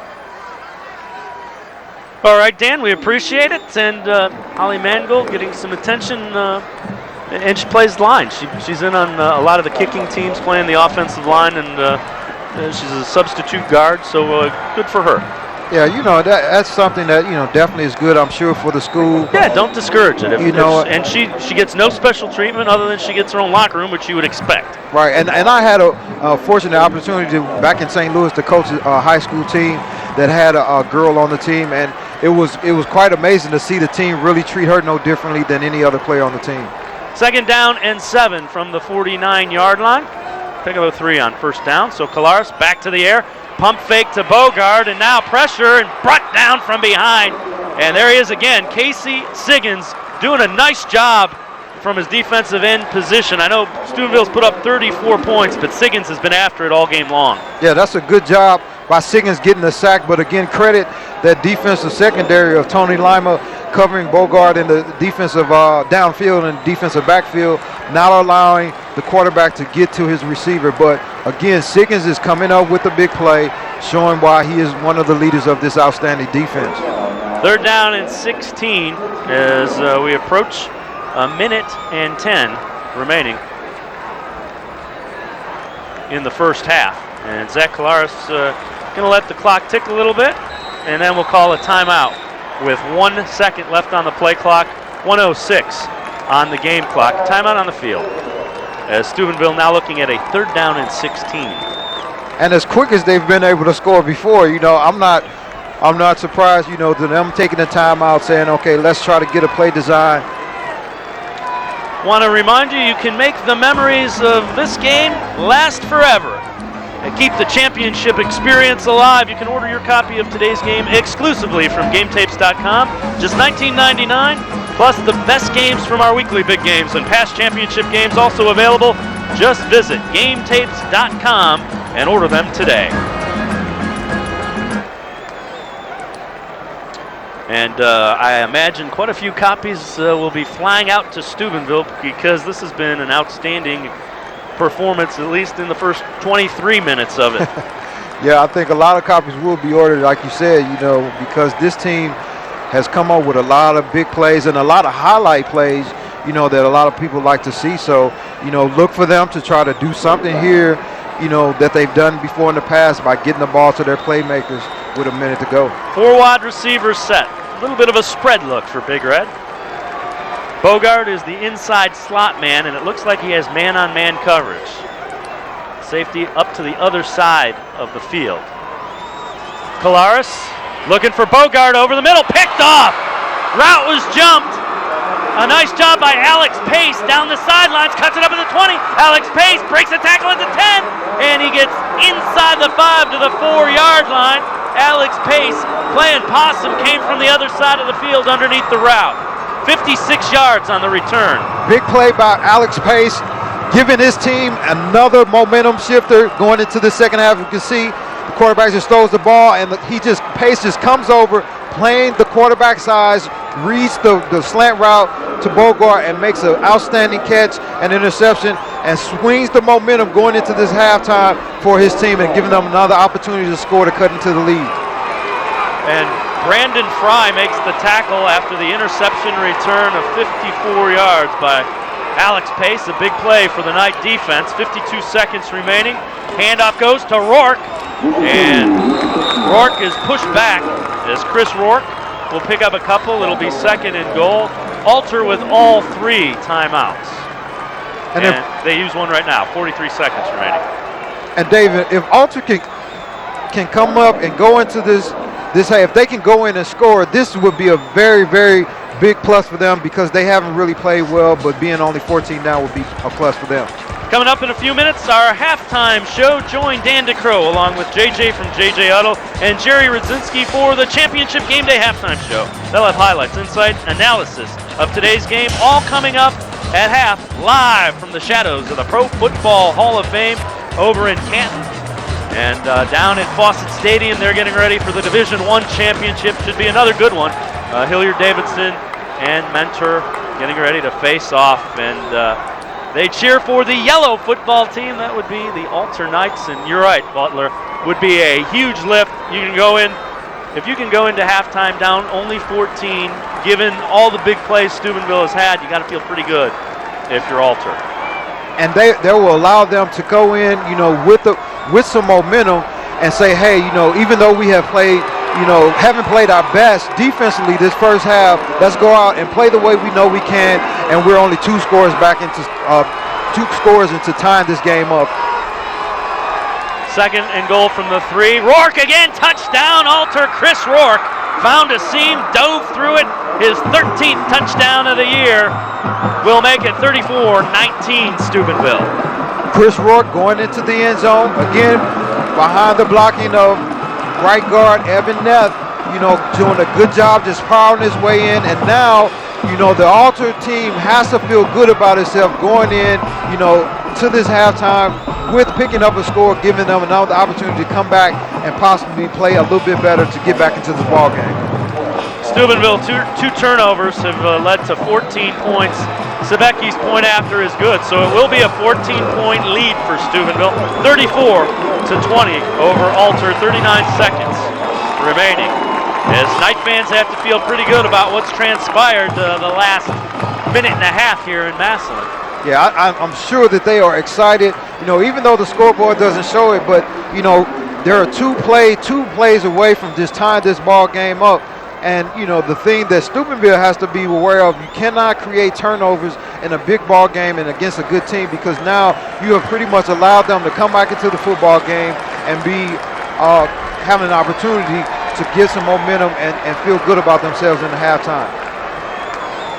And again, another quick drive, 2 plays, 4 yards, 13 seconds to draw to within 14 for Alter. It's been like fast break basketball, back and forth. Almost like arena football. I think they're playing on a 50-yard field out there. They're scoring so much. Sebecki will tee it up. Bogart is the deep back, but we haven't kicked to deep back today, I don't think. No, I don't think they're going to kick it to that guy either. Line drive. Steve Davis picks it up. He has some room.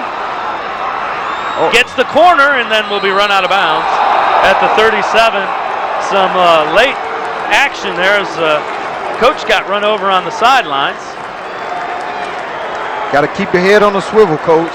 You see that play going, you got to get out the way. He gets up quickly.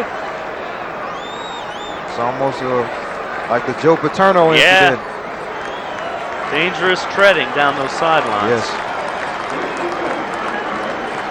1st and 10 from the 39-yard line for Big Red. 32 seconds remaining. Steubenville has used all of their timeouts. Do you think they'll try to score here? They probably will. They've had a lot of big plays. Shotgun formation, 3 wide receivers to the top of the screen. McGee gets the handoff, and he is brought down very quickly as Brad Cash gets a hold of him and won't let go. Seems as though Steubenville is just going to take comfortable with this 14-point lead and take that into halftime and kind of regroup and talk about things and talk about, more importantly, those turnovers that have allowed Alter to get some points on the board. So, you know, both of these ball clubs are going to go in and come back and try to fight for this championship trophy. And, you know, that turnover really, as you said, that's a huge lift going into halftime for Alter, but Steubenville won't feel too bad because so many things have gone right for that offense. They've just been fantastic. And they have to be very, very pleased with coming out, executing the plays that they have made into touchdowns, and not only, you know, the design of them, but when you call those plays, you know, sometimes you can have an overthrown ball or a quarterback can get sacked, but they have done everything right when they need to do it to get onto the board. So Steubenville has to feel pretty good about themselves as well. Yeah, I mean, as you mentioned, 14-point lead, the way these offenses have played. You know, big plays have been all over the place. Let's head down to Dan Franzak with Coach Dom Seitz. Dan? Coach, how crucial was that turnover there at the end of the first half? I think that was a big boost to us. I think probably psychologically that was about as good as we could hope for at that point. We're going to have to come back and play some defense. I think the offense is capable of moving the football. We're not doing as well in the option as I'd like. We got to go in there and take a look at and figure out what we can do to improve that. But we have to stop them. We got to force them into some situations where they either continue to make mistakes, turn the ball over to us, or where we can get them to punt the ball for a change. Coach, thanks for your time. Appreciate it. Good luck in the second half. Guys, back up to you. All right, Dan, thanks very much. 34-20 is our score. Steubenville leads Kettering Alter. It's the Division III State Championship game on ONN, Ohio's channel for high school sports.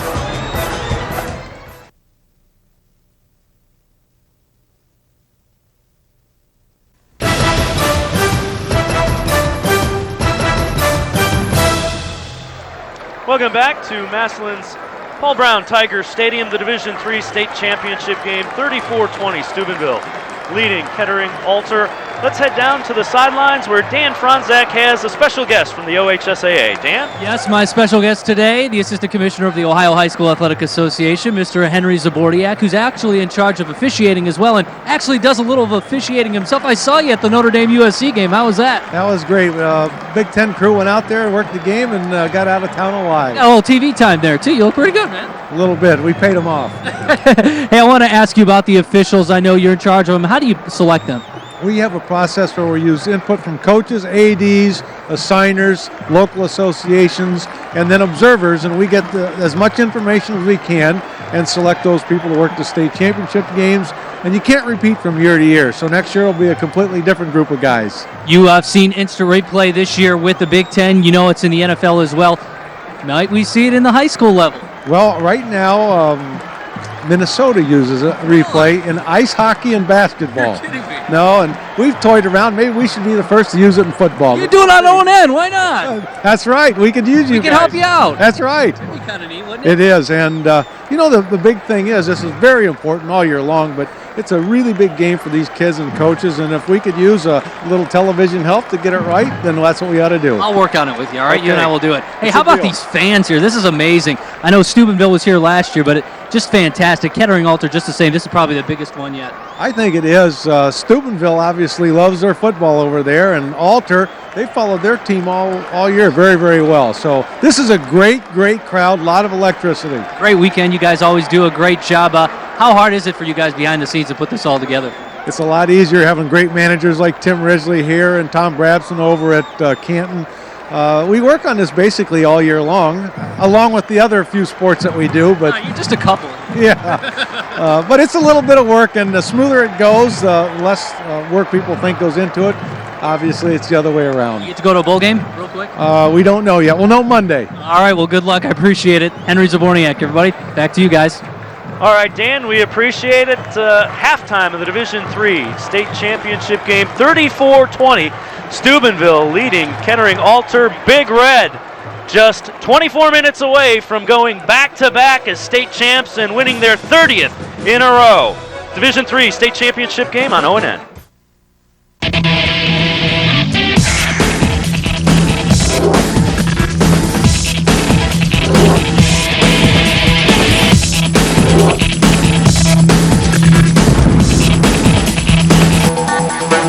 A very entertaining first half of football in Massillon, the Division III state championship game. Steubenville leading Kettering Alter at the half, 34-20. Back here in Canton in front of the Pro Football Hall of Fame, this is ONN Championship Game Day, presented by Grange Insurance and Elk & Elk. I'm Dan Decrow, along with JJ and Jerry Rudzinski. And fellas, we got to catch our breath after those first 24 minutes. I know Division I comes in tonight, and there's always a lot of speed when you see Division I, but these two teams, I think of all the divisions and games so far, the most aggressive and the fastest flying around teams you're going to see. I mean, these guys have the 22 people you see on the field are all flying to the football. And I'll tell you what, you're seeing passing, you're seeing running, interceptions, you name it. You got a lot in this game.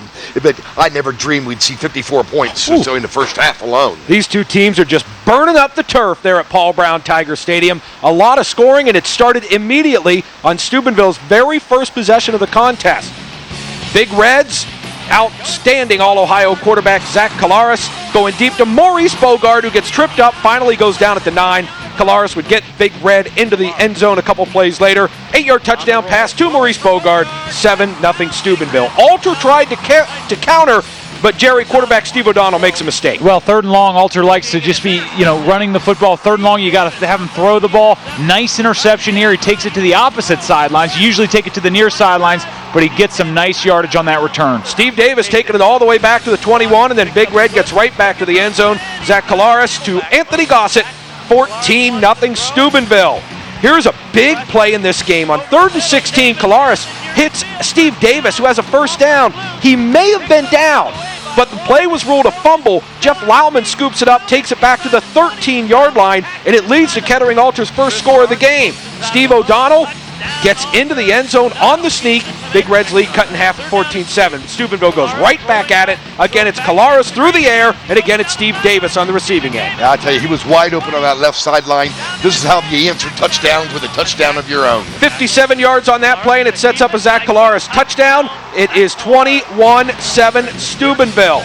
More from Big Red. Kalaris to Davis. Again, he gets open in the middle of the field. This one goes for 69 yards. It's 27-7, and it looks like Steubenville might turn this into a runaway. But Kettering Alter stays in it. Steve O'Donnell hitting Michael Shaw in the flat, and with a couple of nifty moves and some speed to burn, Shaw takes it 50 yards for a score. It's 27-13.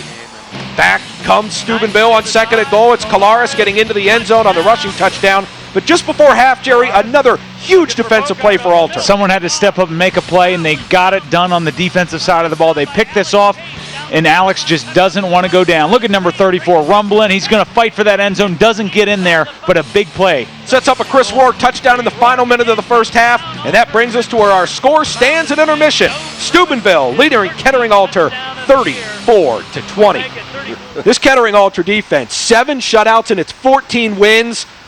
Not working today, especially through the air. I'll tell you what, I think a lot of things aren't working today, but Jerry brought up a good point. I've never seen so much speed in this lower divisions between both teams, not just one team being fast like this. Well, we got plenty more to talk about on this first half of the Kettering Alter Steubenville game. We're going to take a break here on ONN Championship Game Day, and when we return, we'll take a deeper look at the first half of the game in Massillon. Back in a minute.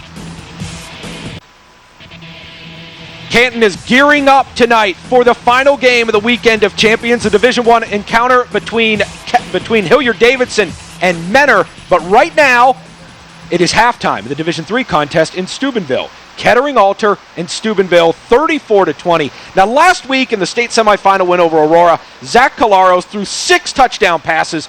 Jerry Rudzinski, he's halfway home in the first half of this game. 3 TD passes for Collaros as the Steubenville passing attack is just shredding the Knights defense. Oh, I think it's a combination of a couple things. I think first off, there's been some coverage breakdowns by Alter, and then sometimes they've been in the right coverage, but just a little bit overly aggressive, made some technique mistakes.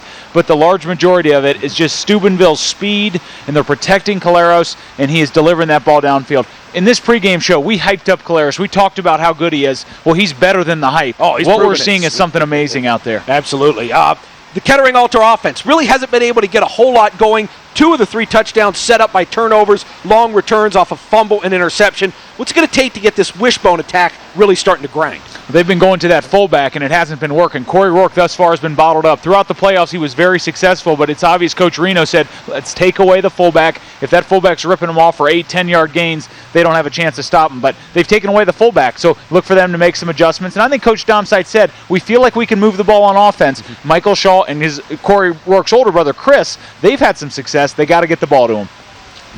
I'll tell you what, you get the ball to them more because they can get to the outside against the speed of Steubenville. Because I don't think Steubenville's seen some of this speed that they're seeing today either. But you made a good point. Collaros is what we expected and even more. He's just a phenomenal athlete. The Division III contest is the second game on this Saturday during the Weekend of Champions. Earlier this morning here in Canton, we had the Division V contest. St. Henry taking on Warren JFK, and it was all Redskins in the first half, and it was all Andy Putoff throughout the entire game. 3 touchdowns for Andy Putoff, 1 in the first quarter, 1 in the second quarter, as St. Henry opened up a 14-0 halftime lead. Third quarter, the Redskins go to the air. Doug Griesdorn to Zach Toby. It's 21-0 St. Henry. Warren JFK would score on a Jared Province 12-yard touchdown run, but Andy Putoff finishes off his 211-yard, 3-touchdown performance with this fourth quarter short TD run.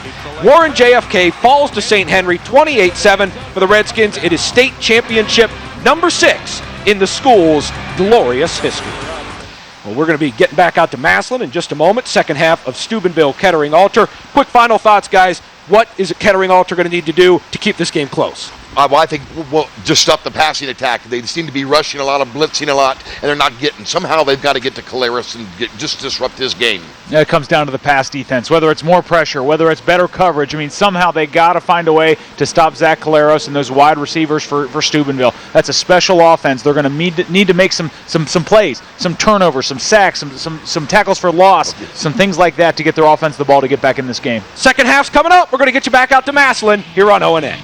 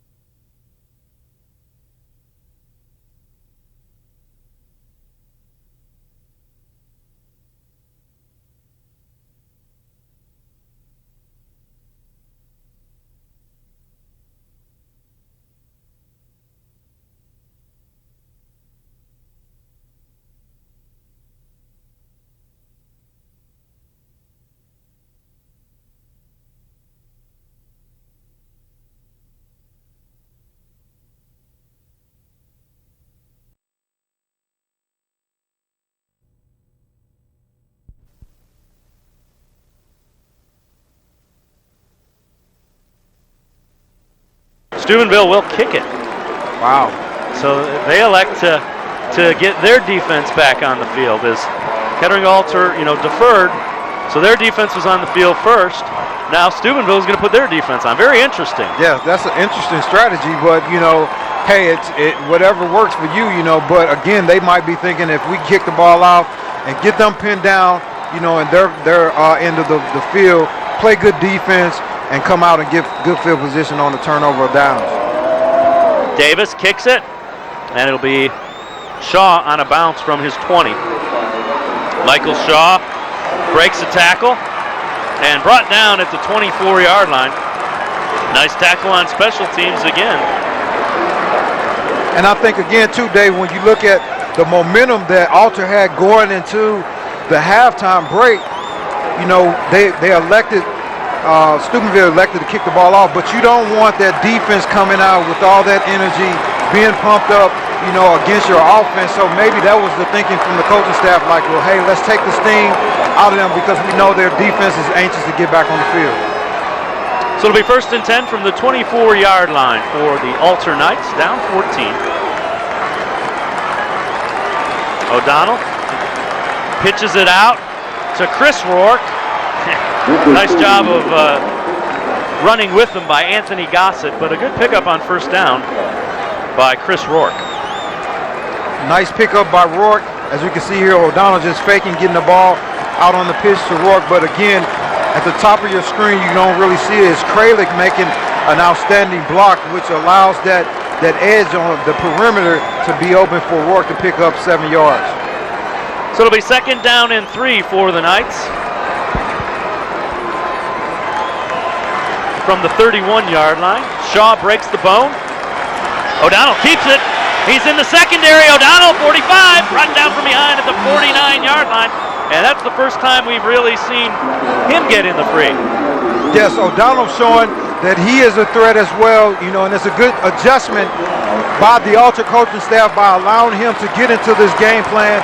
As we can see that O'Donnell runs behind again the right guard, Evan Neff, and come up with a big chunk of yardage that helps move the chains and move this offense to a little bit past midfield and giving them the most life that they've had on offense. 1st and 10 from the 48 of Big Red. Movement, that's going to cost them 5. And Alter deferred, so they got their choice of the ball in the second half. Is what happened. Okay. So that makes more sense. Yes, absolutely. But that penalty, here you have a good drive going. You made a couple big plays, and now you come out with a penalty. Again, Alter has to really minimize the penalties that they have in the second half because, again, when you're playing a good Steubenville team, you cannot penalize yourself and put yourself in a hole because now you're just continuing to go uphill. 5 penalties, 35 yards for the Knights. And it'll be 1st and 15 from the 47.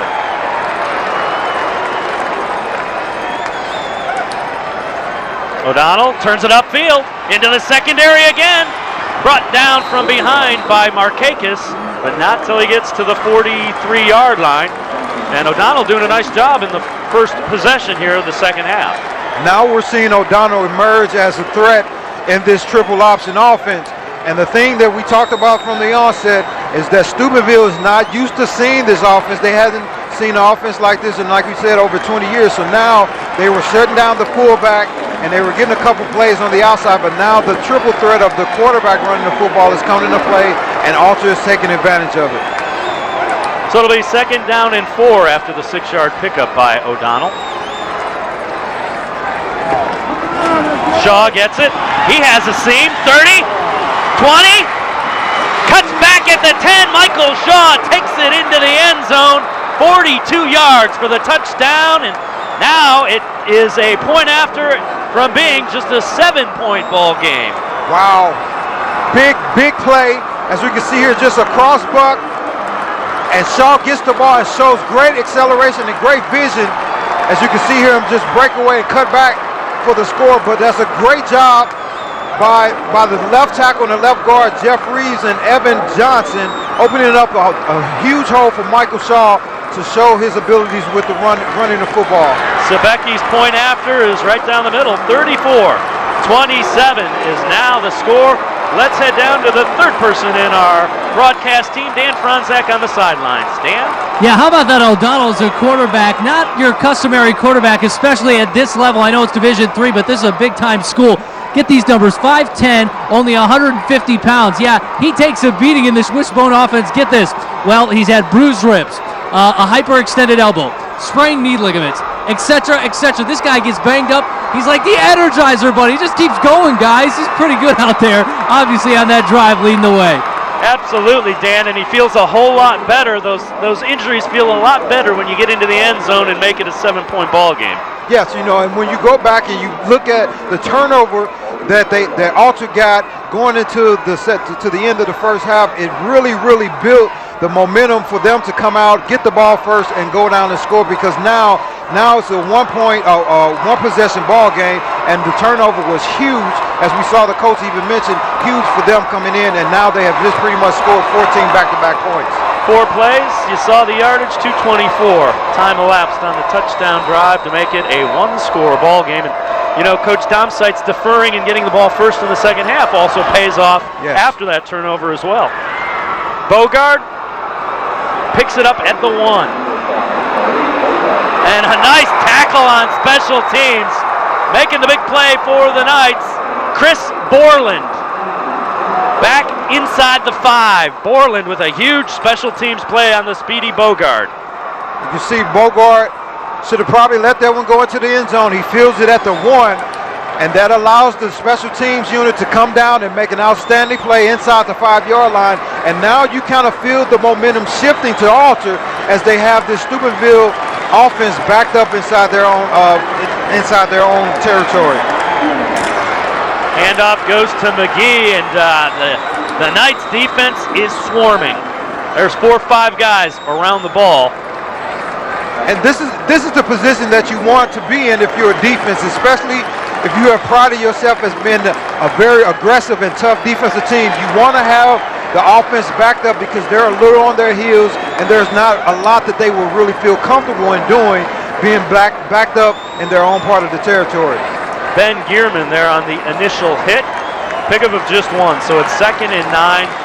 Ball at the 6-yard line of Big Red as they trying to hang on to a 7-point lead in the Division III state championship game. Kolaris from the shotgun. He'll keep it. Stiff arm, he gets the corner, 10. And he'll be brought down at about the 13-yard line, a little bit short of the first down. It was a little bit short, but the thing that I saw from up here, Dave, is I saw when Kolaris got on the outside, I saw the defender, the cornerback from Alter. You might be able to pick it up in the top of your screen here.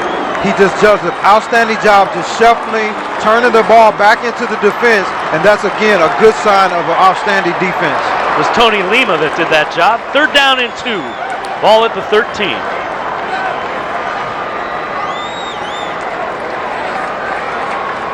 Kolaris in the shotgun. Little option, pitches it to McGee, turns upfield, and he'll have the first down right across the 15-yard line. Good strong run by Tamawi McGee. Nice run by McGee. Again, Kolaris making a good decision, coming down the line, pitching the football. You know, as you can see, because it's a nice little toss. Good job, McGee, putting his head down, but good stick by Ben Maxwell, showing why he is a great defensive player that he is. But again, you know, this is something, you know, that they shouldn't get discouraged about the Alter defense. You know, they picked up 1 first down, but you want to continue to put the pressure on them and play good, sound defense and not give up any big plays. Big Red picks up the first down. It's at the 15-yard line. 2 wide receivers to the top of the screen.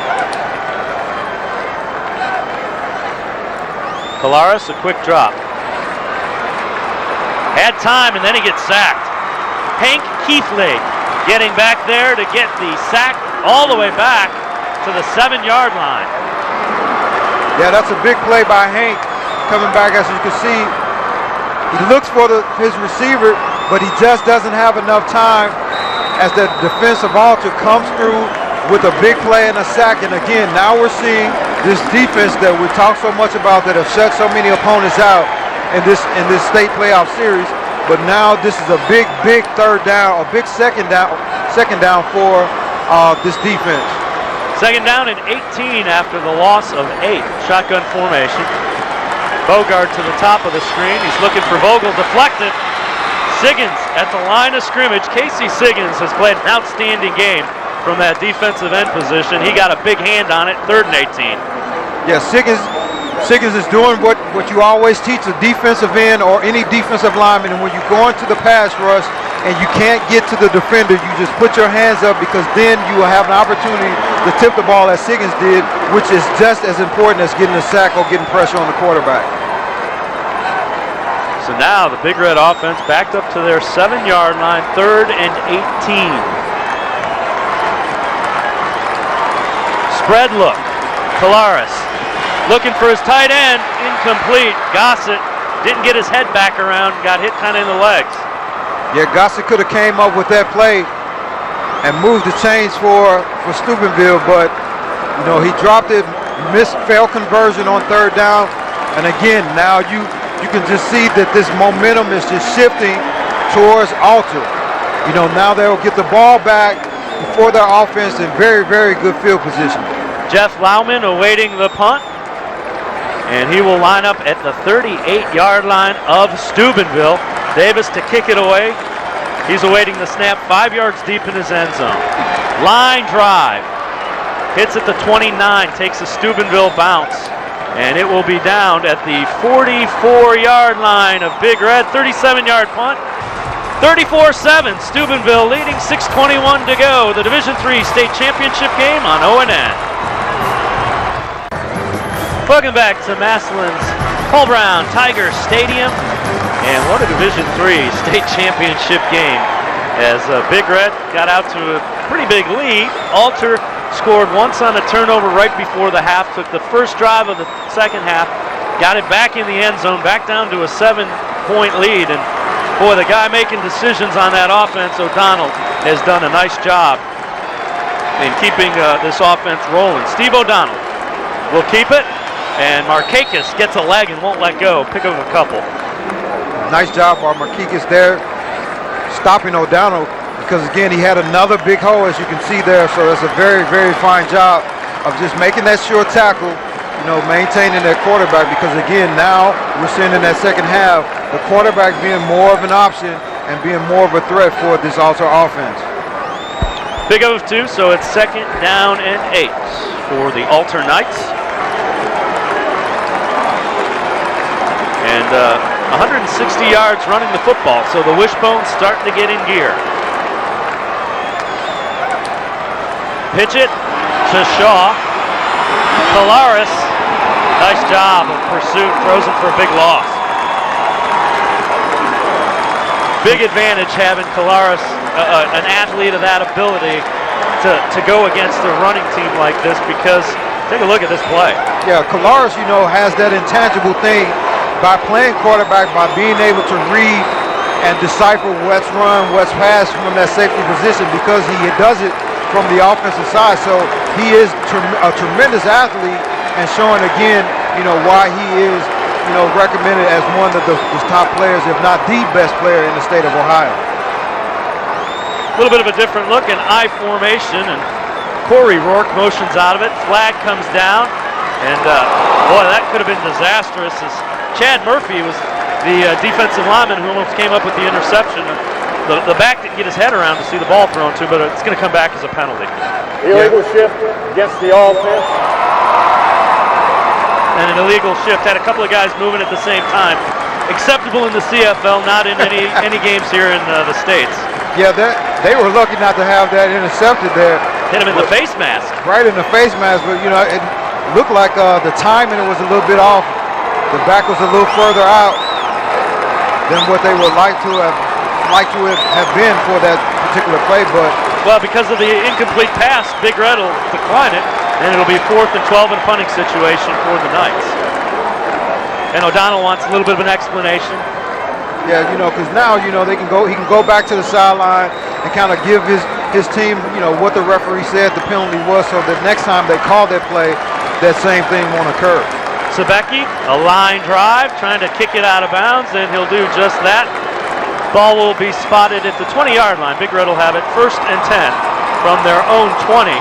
Let's head down on the sidelines to Dan Franzak. Dan? All right, Coach Dom Seitz actually wears a Michigan sweatshirt during practices of big games. This is noteworthy because he's an Ohio State guy, and number 2, because he actually starts winning when he wears that sweatshirt. Back in 2001, he won a regional title after wearing that sweatshirt, so really the rest is history. He's actually 19-5 during big games after wearing that Michigan sweatshirt. I bet you he was wearing it this week, guys. That's still got to be awfully hard to do for him, Dan. 1st and 10 from the 20. Colares keeps it. Nice move. And he'll pick up a couple. Could have been thrown for a loss, but a little shifty move in the backfield bought him a couple of yards. Yeah, Colares is still, making plays with his legs. Now they're opting to go away from throwing the ball down the field, but just still putting the ball in Kolaris' hands, you know, and I like that because, again, this is a guy that is the playmaker for your team, and he has a very good awareness and feel of managing the game from the quarterback position, and he rarely makes any mistakes. I haven't seen him make any mistakes here today. Tony Boyle knocked him out of bounds. Pickup of 3, so it'll be 2nd and 7. And again, Kolaris just looking over the defense. Out of the shotgun spread look, 3 wide receiver set. They give it to McGee. McGee gets into some room, 30.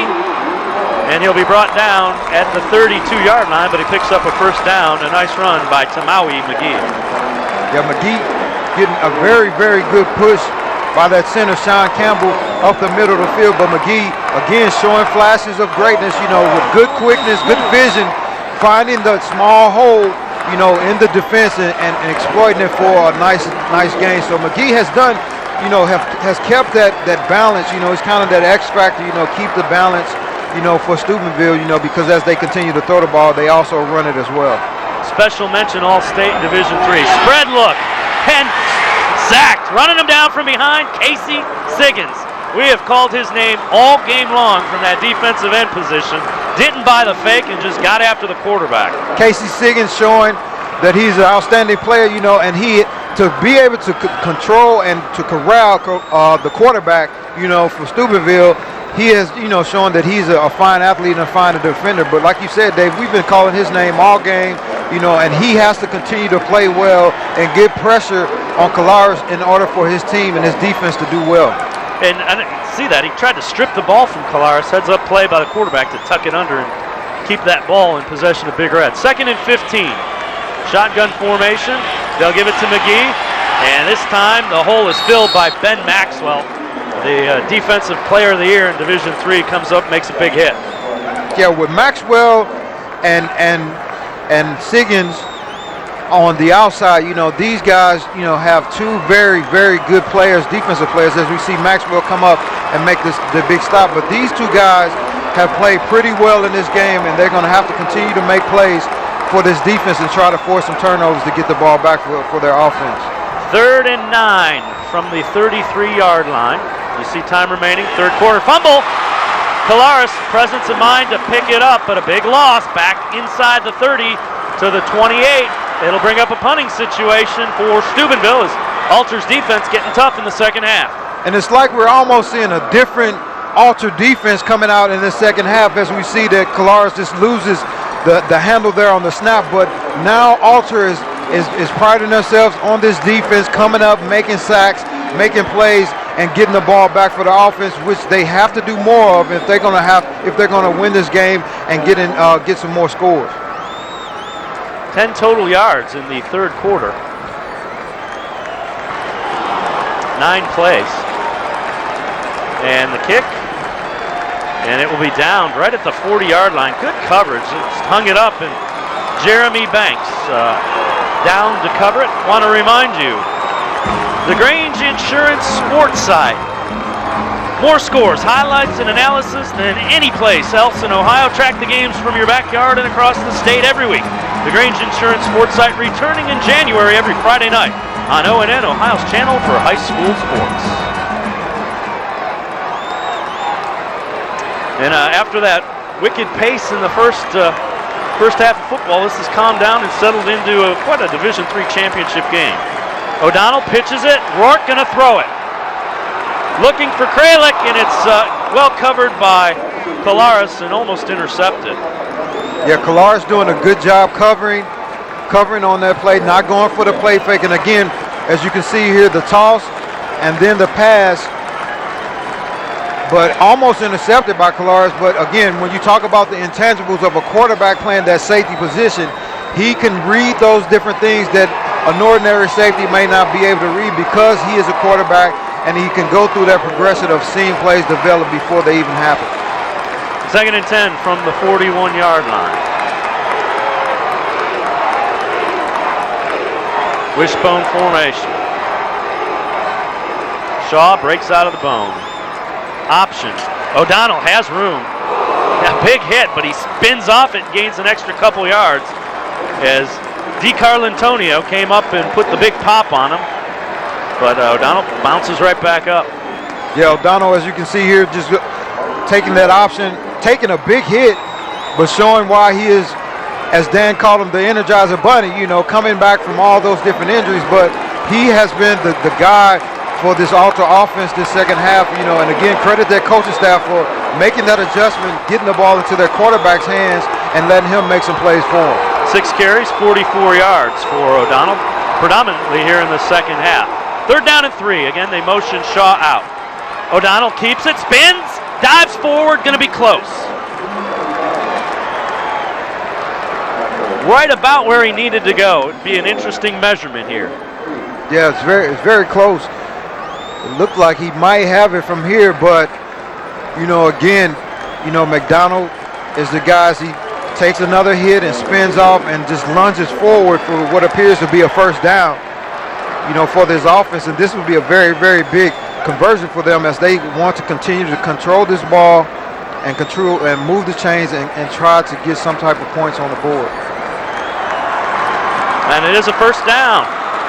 So a nice run by Steve O'Donnell, gets the ball into Steubenville territory and gets the Knights a fresh set of downs, 1:47 to go in the 3rd.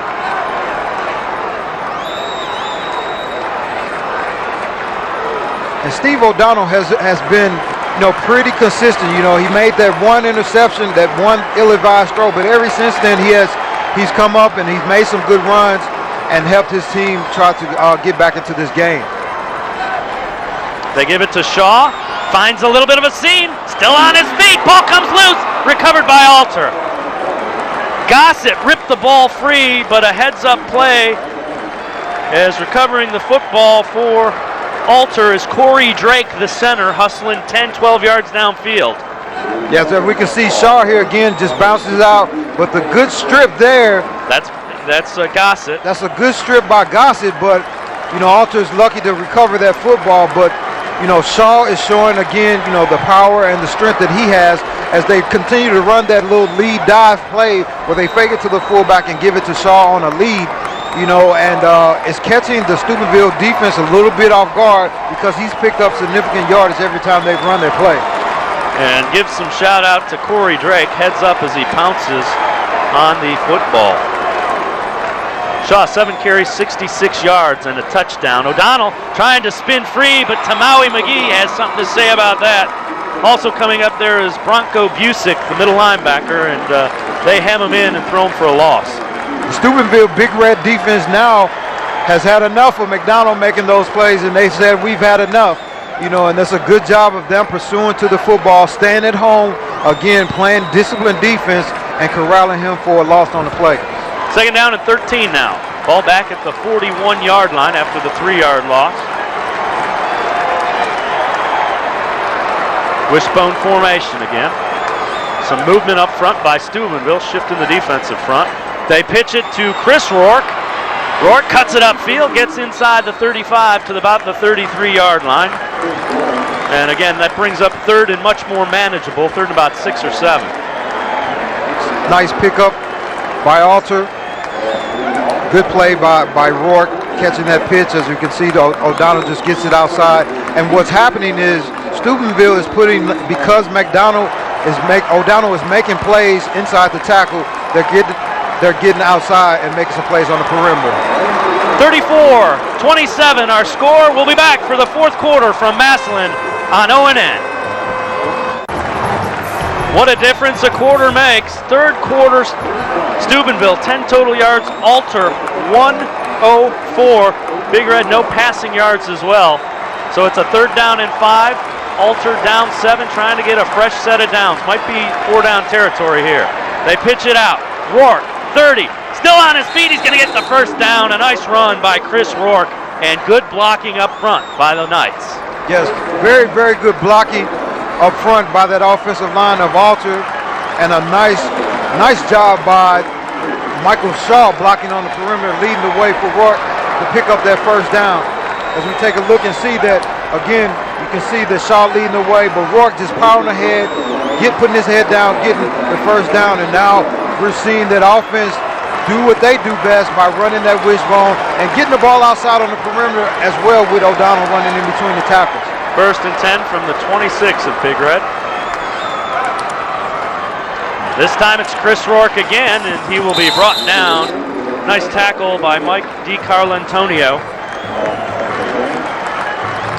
And in a game like this, when two teams are pretty evenly matched, both teams 14-0, as we take a look at Rourke, pick up some yards there, it comes down to the team who wants it the most, and sometimes it even comes down to the team that's most well-conditioned, more conditioned than the other team. But right now, the momentum is with Alter as they continue to drive and try to basically tie this game up or even take the lead.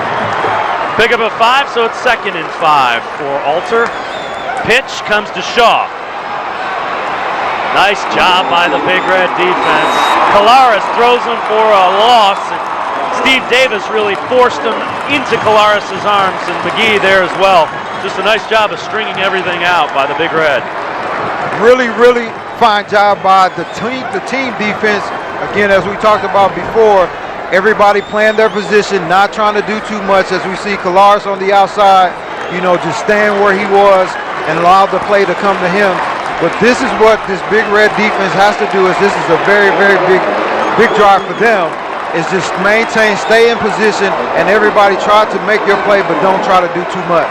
Loss of 8, so it's now 3rd down and 13 for the Knights. Ball just inside the 30-yard line. Fullback give. Corey Rourke, stiff arm. Lowers his shoulder, 15, close to the first down, he got it. They'll spot it close to the 14-yard line. Just a bruising run by Corey Rourke, the fullback. Corey Rourke saying, don't forget about me in this triple threat offense. As you can see him stiff arm, breaking tackles, run over Colares. But this is why the wishbone offense is so hard to defend, because you can get the ball to 3 different guys at all times. But the Steubenville defense has not seen this type of offense all year, so it's pretty tough to defend. 201 yards of rushing offense for the Knights. They go back to the ground, and it's Chris Rourke still on his feet inside the 5 to the 4. And the wishbone is starting to really take over. That power offense and the wishbone attack, the offensive line up front on the right side, Evan Neff and Paul Coble, doing an outstanding job of blocking. But look at that run. Look at the balance. Puts his hand down, keeps going, gets about an extra 5 or 6 yards. Great balance. Inside the 5 at the 4. 1st and goal. Knights trying to tie up the D3 state championship game. Rourke dives into the end zone. A point after away from tying it up. Nice. Chris Rourke finds the end zone. What a big time run by Chris Rourke to give his team another touchdown and possibly go to tie this game up. Alter fans, plenty to yell about in the second half. The Knights have really come out and switched things around here, up, over, and in. And you know what? That's got to be a good feeling. That's a big time run by that kid there. Nice move, but now this team has said that we have come back from a deficit against a very explosive team, and they have to feel good about themselves, and it's going to be hard for Steubenville to come out and try to break the will of this team. Blocked by Stephen Davis. The point after to tie it is blocked, and it's Stephen Davis that comes up with it. Huge special teams play by Big Red. And that could be a key point, Dave, down the stretch as we get ready to close this game. There it is, right there. Block. Stephen Davis just got his arm out and did it. See the block by Stephen Davis there. That's a huge play for Steubenville, because now they still are up by 1 point, and if they score, they can be up by 8, or even they can go up by 9, which will make it a 2-possession game. Still 9:17 to go. Big Red hanging on to a 1-point lead. The Division III state championship game. As the Big Red, a 29-game winning streak, went 15-0 last year, winning the state championship in Division III, 14-0 this year, and back in the championship game. And they're going to move the entire return team up. Is Steubenville is Bogard, the deep back, waiting at the 15-yard line. That's because Sebecki and Alter has really kicked line drives the entire time. 11-play, 59-yard touchdown drive. 5:25 off the clock. And Alter, the point after, no good. That's the difference in the game right now. There's the line drive again. Davis will pick it up at the 25, 30, and he'll be brought down at the 33. So Big Red's offense only 10 yards in the second half, and really quite a difference from what we saw in that first half. Let's see what they do. 9:09 to go. A lot of these kids have been here before. And that, as you mentioned before, Dave, about the winning streak of Steubenville, that is one of the things, the intangible things that this Alter team doesn't have, because Steubenville has been here before, I'm sure, and they had that success of winning consistent games, so that is definitely working in their favor. Colares gets outside and then will be run out of bounds. Lauman runs him out, but a nice pickup by Colares on first down.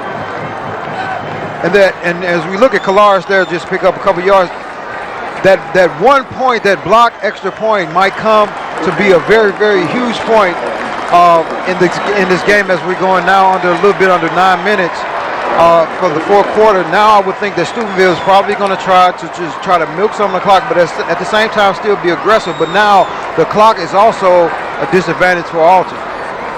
Number 1 and number 2 in Division III going at it in the championship game. Colares, no running room there as the defensive side there crushed the blocking scheme and didn't let that develop. It'll bring up a third down and about 6. And it's interesting too, as well, as we see that the defenses do a good job of maintaining Colares right there. Siggins again. but the Steubenville offense has kind of went away from what worked from them.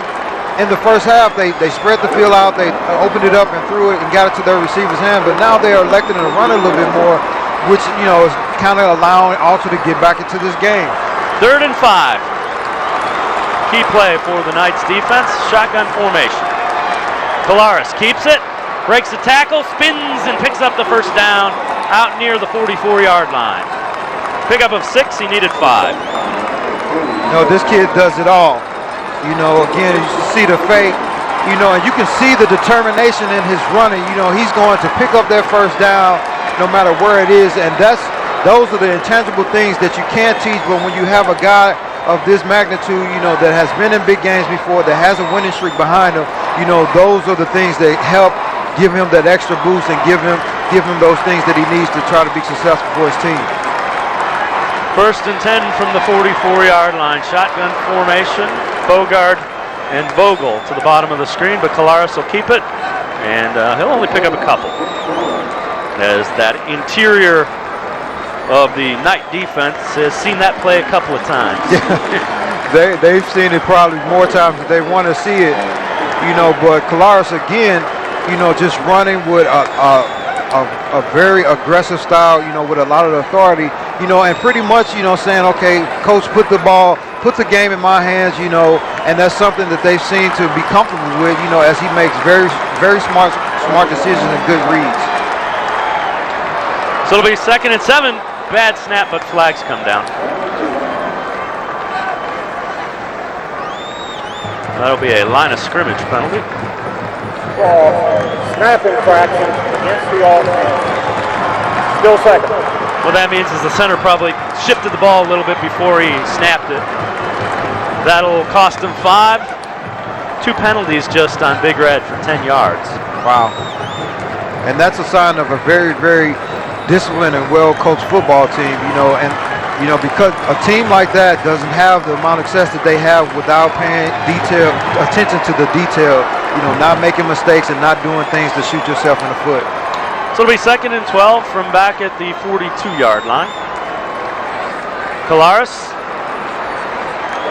Flag comes in. I think we're going to get a holding penalty on Casey Siggins, maybe. But being Siggins the guy that was held. So he was going for Colares and kind of got cut down there early on. Tackle on the play by number 2. And it is holding. And that's going to back them up even further. But the way that they can strike and score, the down and distance really doesn't matter. It's just a matter of, if they can execute and if Alter, can try to not get into if Alter cannot cause penetration, get in the backfield. But, this is a 3rd down situation for Steubenville. But the way they've thrown the ball in the first half, anything can happen. But this is a huge, huge penalty as we see them back it up. Spot of the infraction, so it goes all the way back to the 29. They need to get to the 46-yard line of Alter for a first down. And you have to keep your eye on Maurice Bogard in this situation. He is the speedster, and he's lined up in the slot. Kolaris, they get it to Steve Davis, little bubble screen, and it is run down and sniffed out by Keithley. The defensive end ran him down from behind and blows that up before it can really develop. Nice job by Keithley there. You know, reading that play, you know, just a nice safe throw. Try to get the ball to one of your playmakers, allow him to make something happen. But this defense is really, really playing inspired this second half and taking the onus upon themselves to try to win this state championship. Ben Gierman, a linebacker, also in on that tackle. 3rd and 24 from the 30-yard line. Kolaris looking for Bogard on the out route, and he can't bring it in. He split the defenders, had it, and couldn't bring it in, and Bogard's slow to get up. That one is totally on Bogard there. He had an opportunity to make that catch and come up with a big play for his team. You know, and Alter is a little lucky there that he didn't catch that ball because that would have converted for a first down. Nice throw by Kolaris. Split 2 defenders, and Bogard just couldn't bring it in. So now again, this offensive Alter is going to get a chance to get the football back and try to put together a drive to try to go in and take the lead in this state championship game. Davis will kick it away. Pressure coming, he gets it away. Lauman lets it hit, and he'll field it at the 30.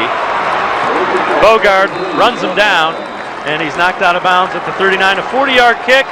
5:47 remaining in the Division III championship game. A 1-point game. Don't go away. We'll be right back with the finish.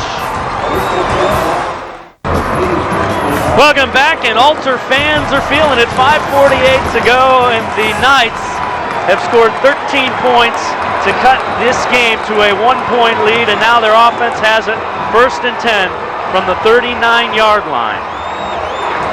Wishbone behind O'Donnell. Draylon Priest stands him up, but still fighting and breaking free is Rourke.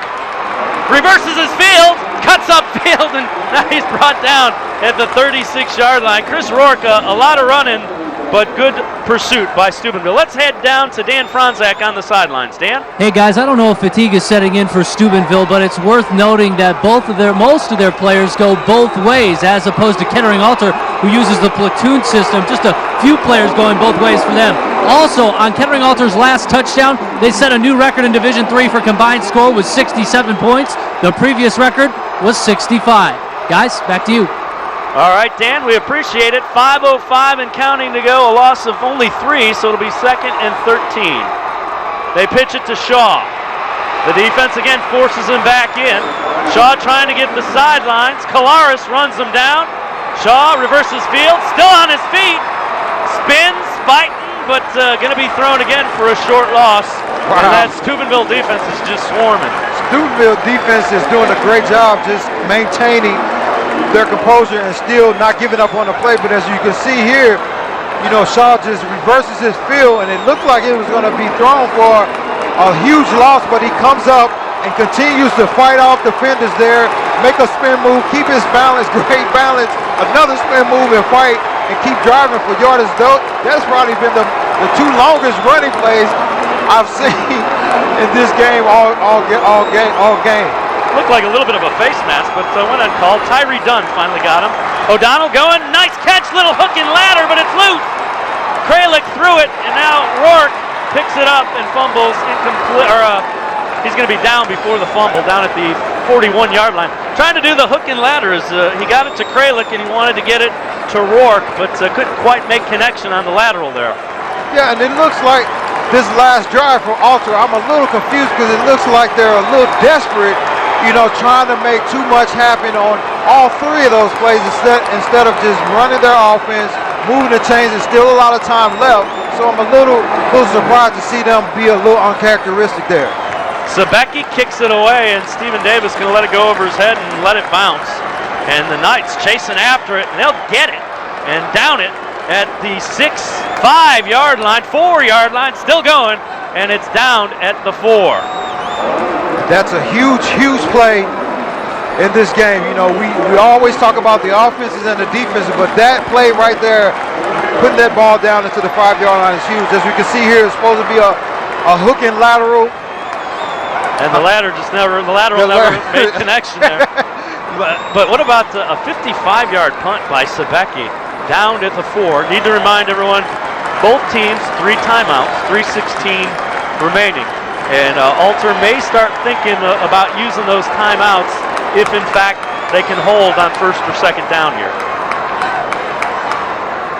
McGee is the back behind Collaros. Collaros will keep it, and he'll be brought down at about the 6-7-yard line. And as you mentioned, Dave, you know, they probably will elect to use their timeouts here, but the thing that they have to do is still play smart and not let anything get behind them. Want to remind you, coming up after the game, stick around for Championship Game Day post-game show live from the Pro Football Hall of Fame. Dan DeCrow, JJ, and Jerry will recap and break down this game, Championship Game Day, immediately following the Division III Championship game here on ONN, and they'll also be previewing the Division I game, and the Knights, of course, did call timeout. Just a 2-yard pickup, and right now, Big Red, it's pretty simple. They want to pick up a 1st down and make Alter use some of their timeouts, and your Alter, offense needs the ball back. Yeah, you know, and again, for Alter, you know, you want to be in this position because your defense has been, you know, proud of saying that we're one of the top defenses in the state, and so they want to be in this position. But if you're Steubenville, you have to try to find some kind of way to get the ball into Maurice Bogart's hand, because he's the guy that can make the plays for you and that has made the plays in the first half for this team. It'll be tough because they aren't going to want to throw this deep in their territory. Although they do, Collaros swings it out, a safe one to Markakis, and Markakis will be brought down just short of the 1st down. It'll be 3rd and about 2, and you see the clock will continue to run. And that's a good call by Steubenville. You know, a nice, safe throw, fake, play action pass, fake to the side, flat out to the sideline. And the thing. And they call timeout. Let's head down to Dan Franzak on the sideline. Stan? All right, guys, these are the trophies presented by the Ohio High School Athletic Association. Gold, silver, champions, runner-up. Right now, only 1 point separating the winners of these 2 trophies. Stick around. As soon as the game is over, we'll have the trophy presentations live right for you here on ONN. Meanwhile, hang on to these guys. They're not going anywhere. All right, 2:57 to decide who gets which trophy. 3rd down and about 1.5 yards. Steubenville has been held to just 32 yards of offense in the 2nd half. You got to credit the Alter Knights defense for whatever they did at halftime.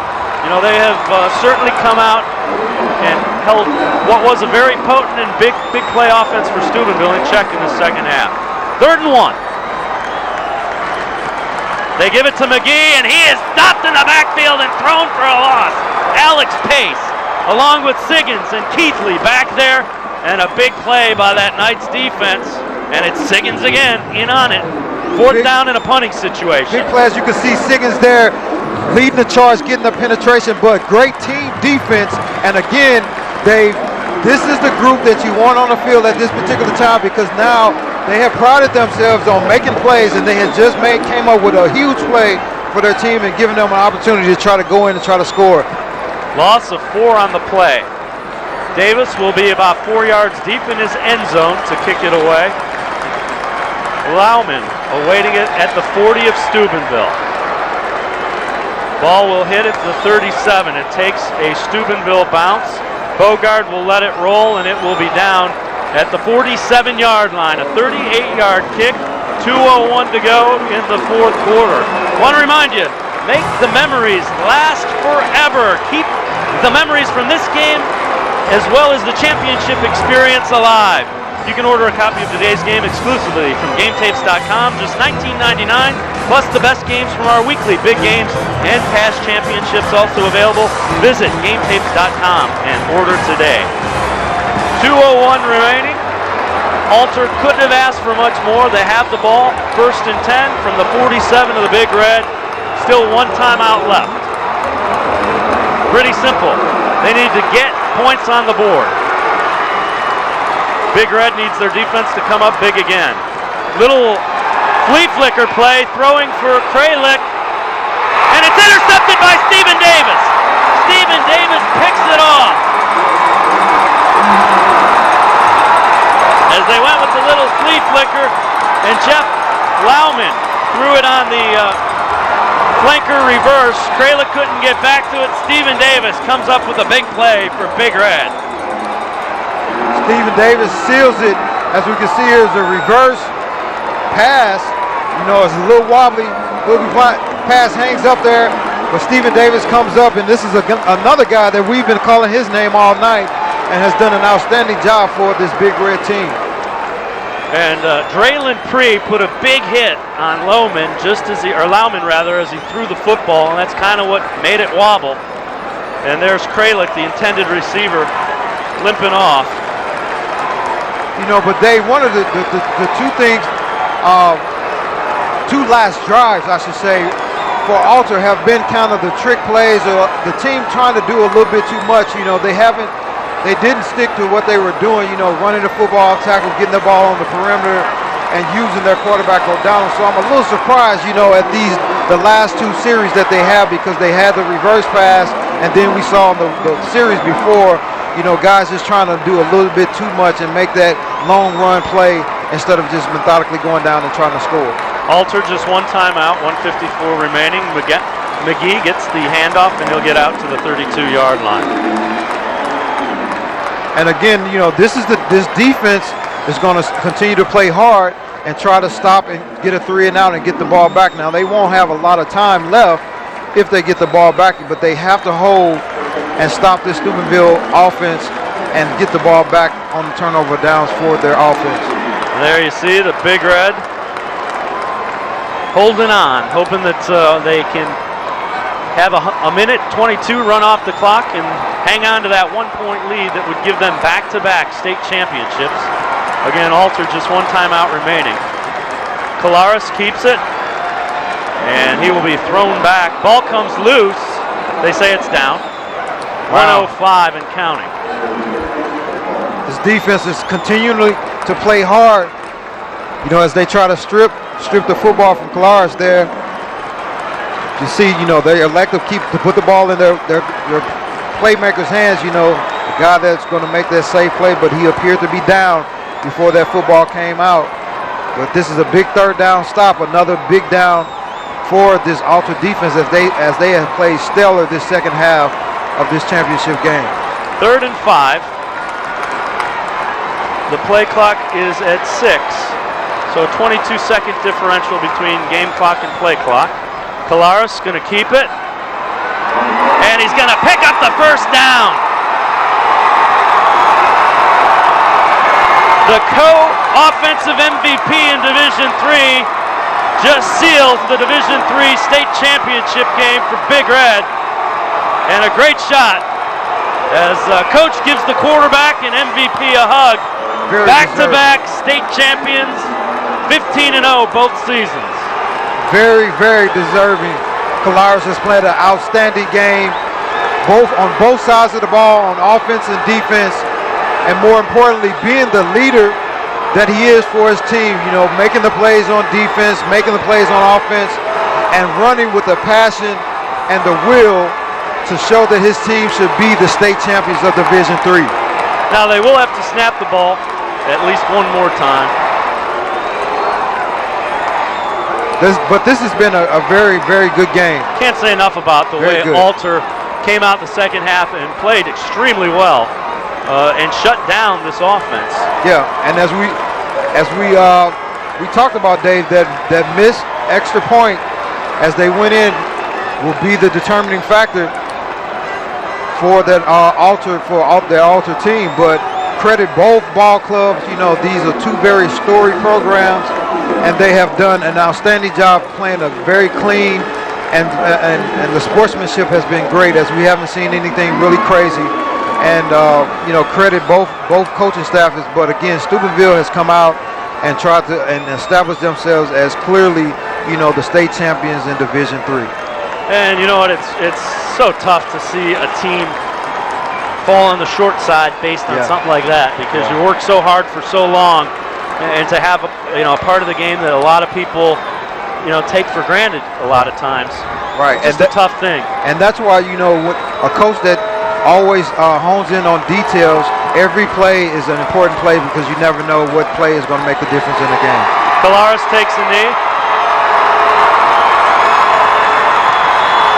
And Steubenville will be the Division III state champs. And Colares lives up to his billing as the MVP, co-offensive MVP in Division III. Big Red celebrating 30 straight wins, back-to-back state championship. 34-33. They beat a very talented Alter team. And Alter doesn't have anything to hold their head down about because they played a very hard-fought game. They just came up a little bit short, and it's just unfortunate that somebody has to win and somebody has to lose, but two very, very talented and good ball teams here today. Only 6 teams that make it into these championship games get to really go home as the state champions, and it's very tough. Just very interesting. Let's head down to Dan Franzak. Dan? Coach, congratulations, back-to-back state championships. Boy, you had to work for it, though. Thank you. Amazing game. What did you guys do in the first half? I mean, it was that offense that got you going, but you had to work for it in the second half. Well, we had to work hard. We had to work real hard in the second half. But you don't win a state championship by not working hard. I just love the kids and love the coaches. Our coach had a great game plan. Kids executed it. I screwed it up before the half, but the kids just backed me up, played hard the second half. And I'd like to congratulate Alder, but I'd like to congratulate our kids and their parents. Amazing run. Can you put it in perspective what this has been like for you? No, I don't even. It's not even the run. It's tonight. It's tonight. 15-0 state championship tonight. God bless them. And tonight you're state champions again. Thanks, Coach. Appreciate it, Coach Reno. All right, guys, back to you. Congratulations to the Big Red. 30 straight wins. The Division III state champs back-to-back 34-33. They beat Alter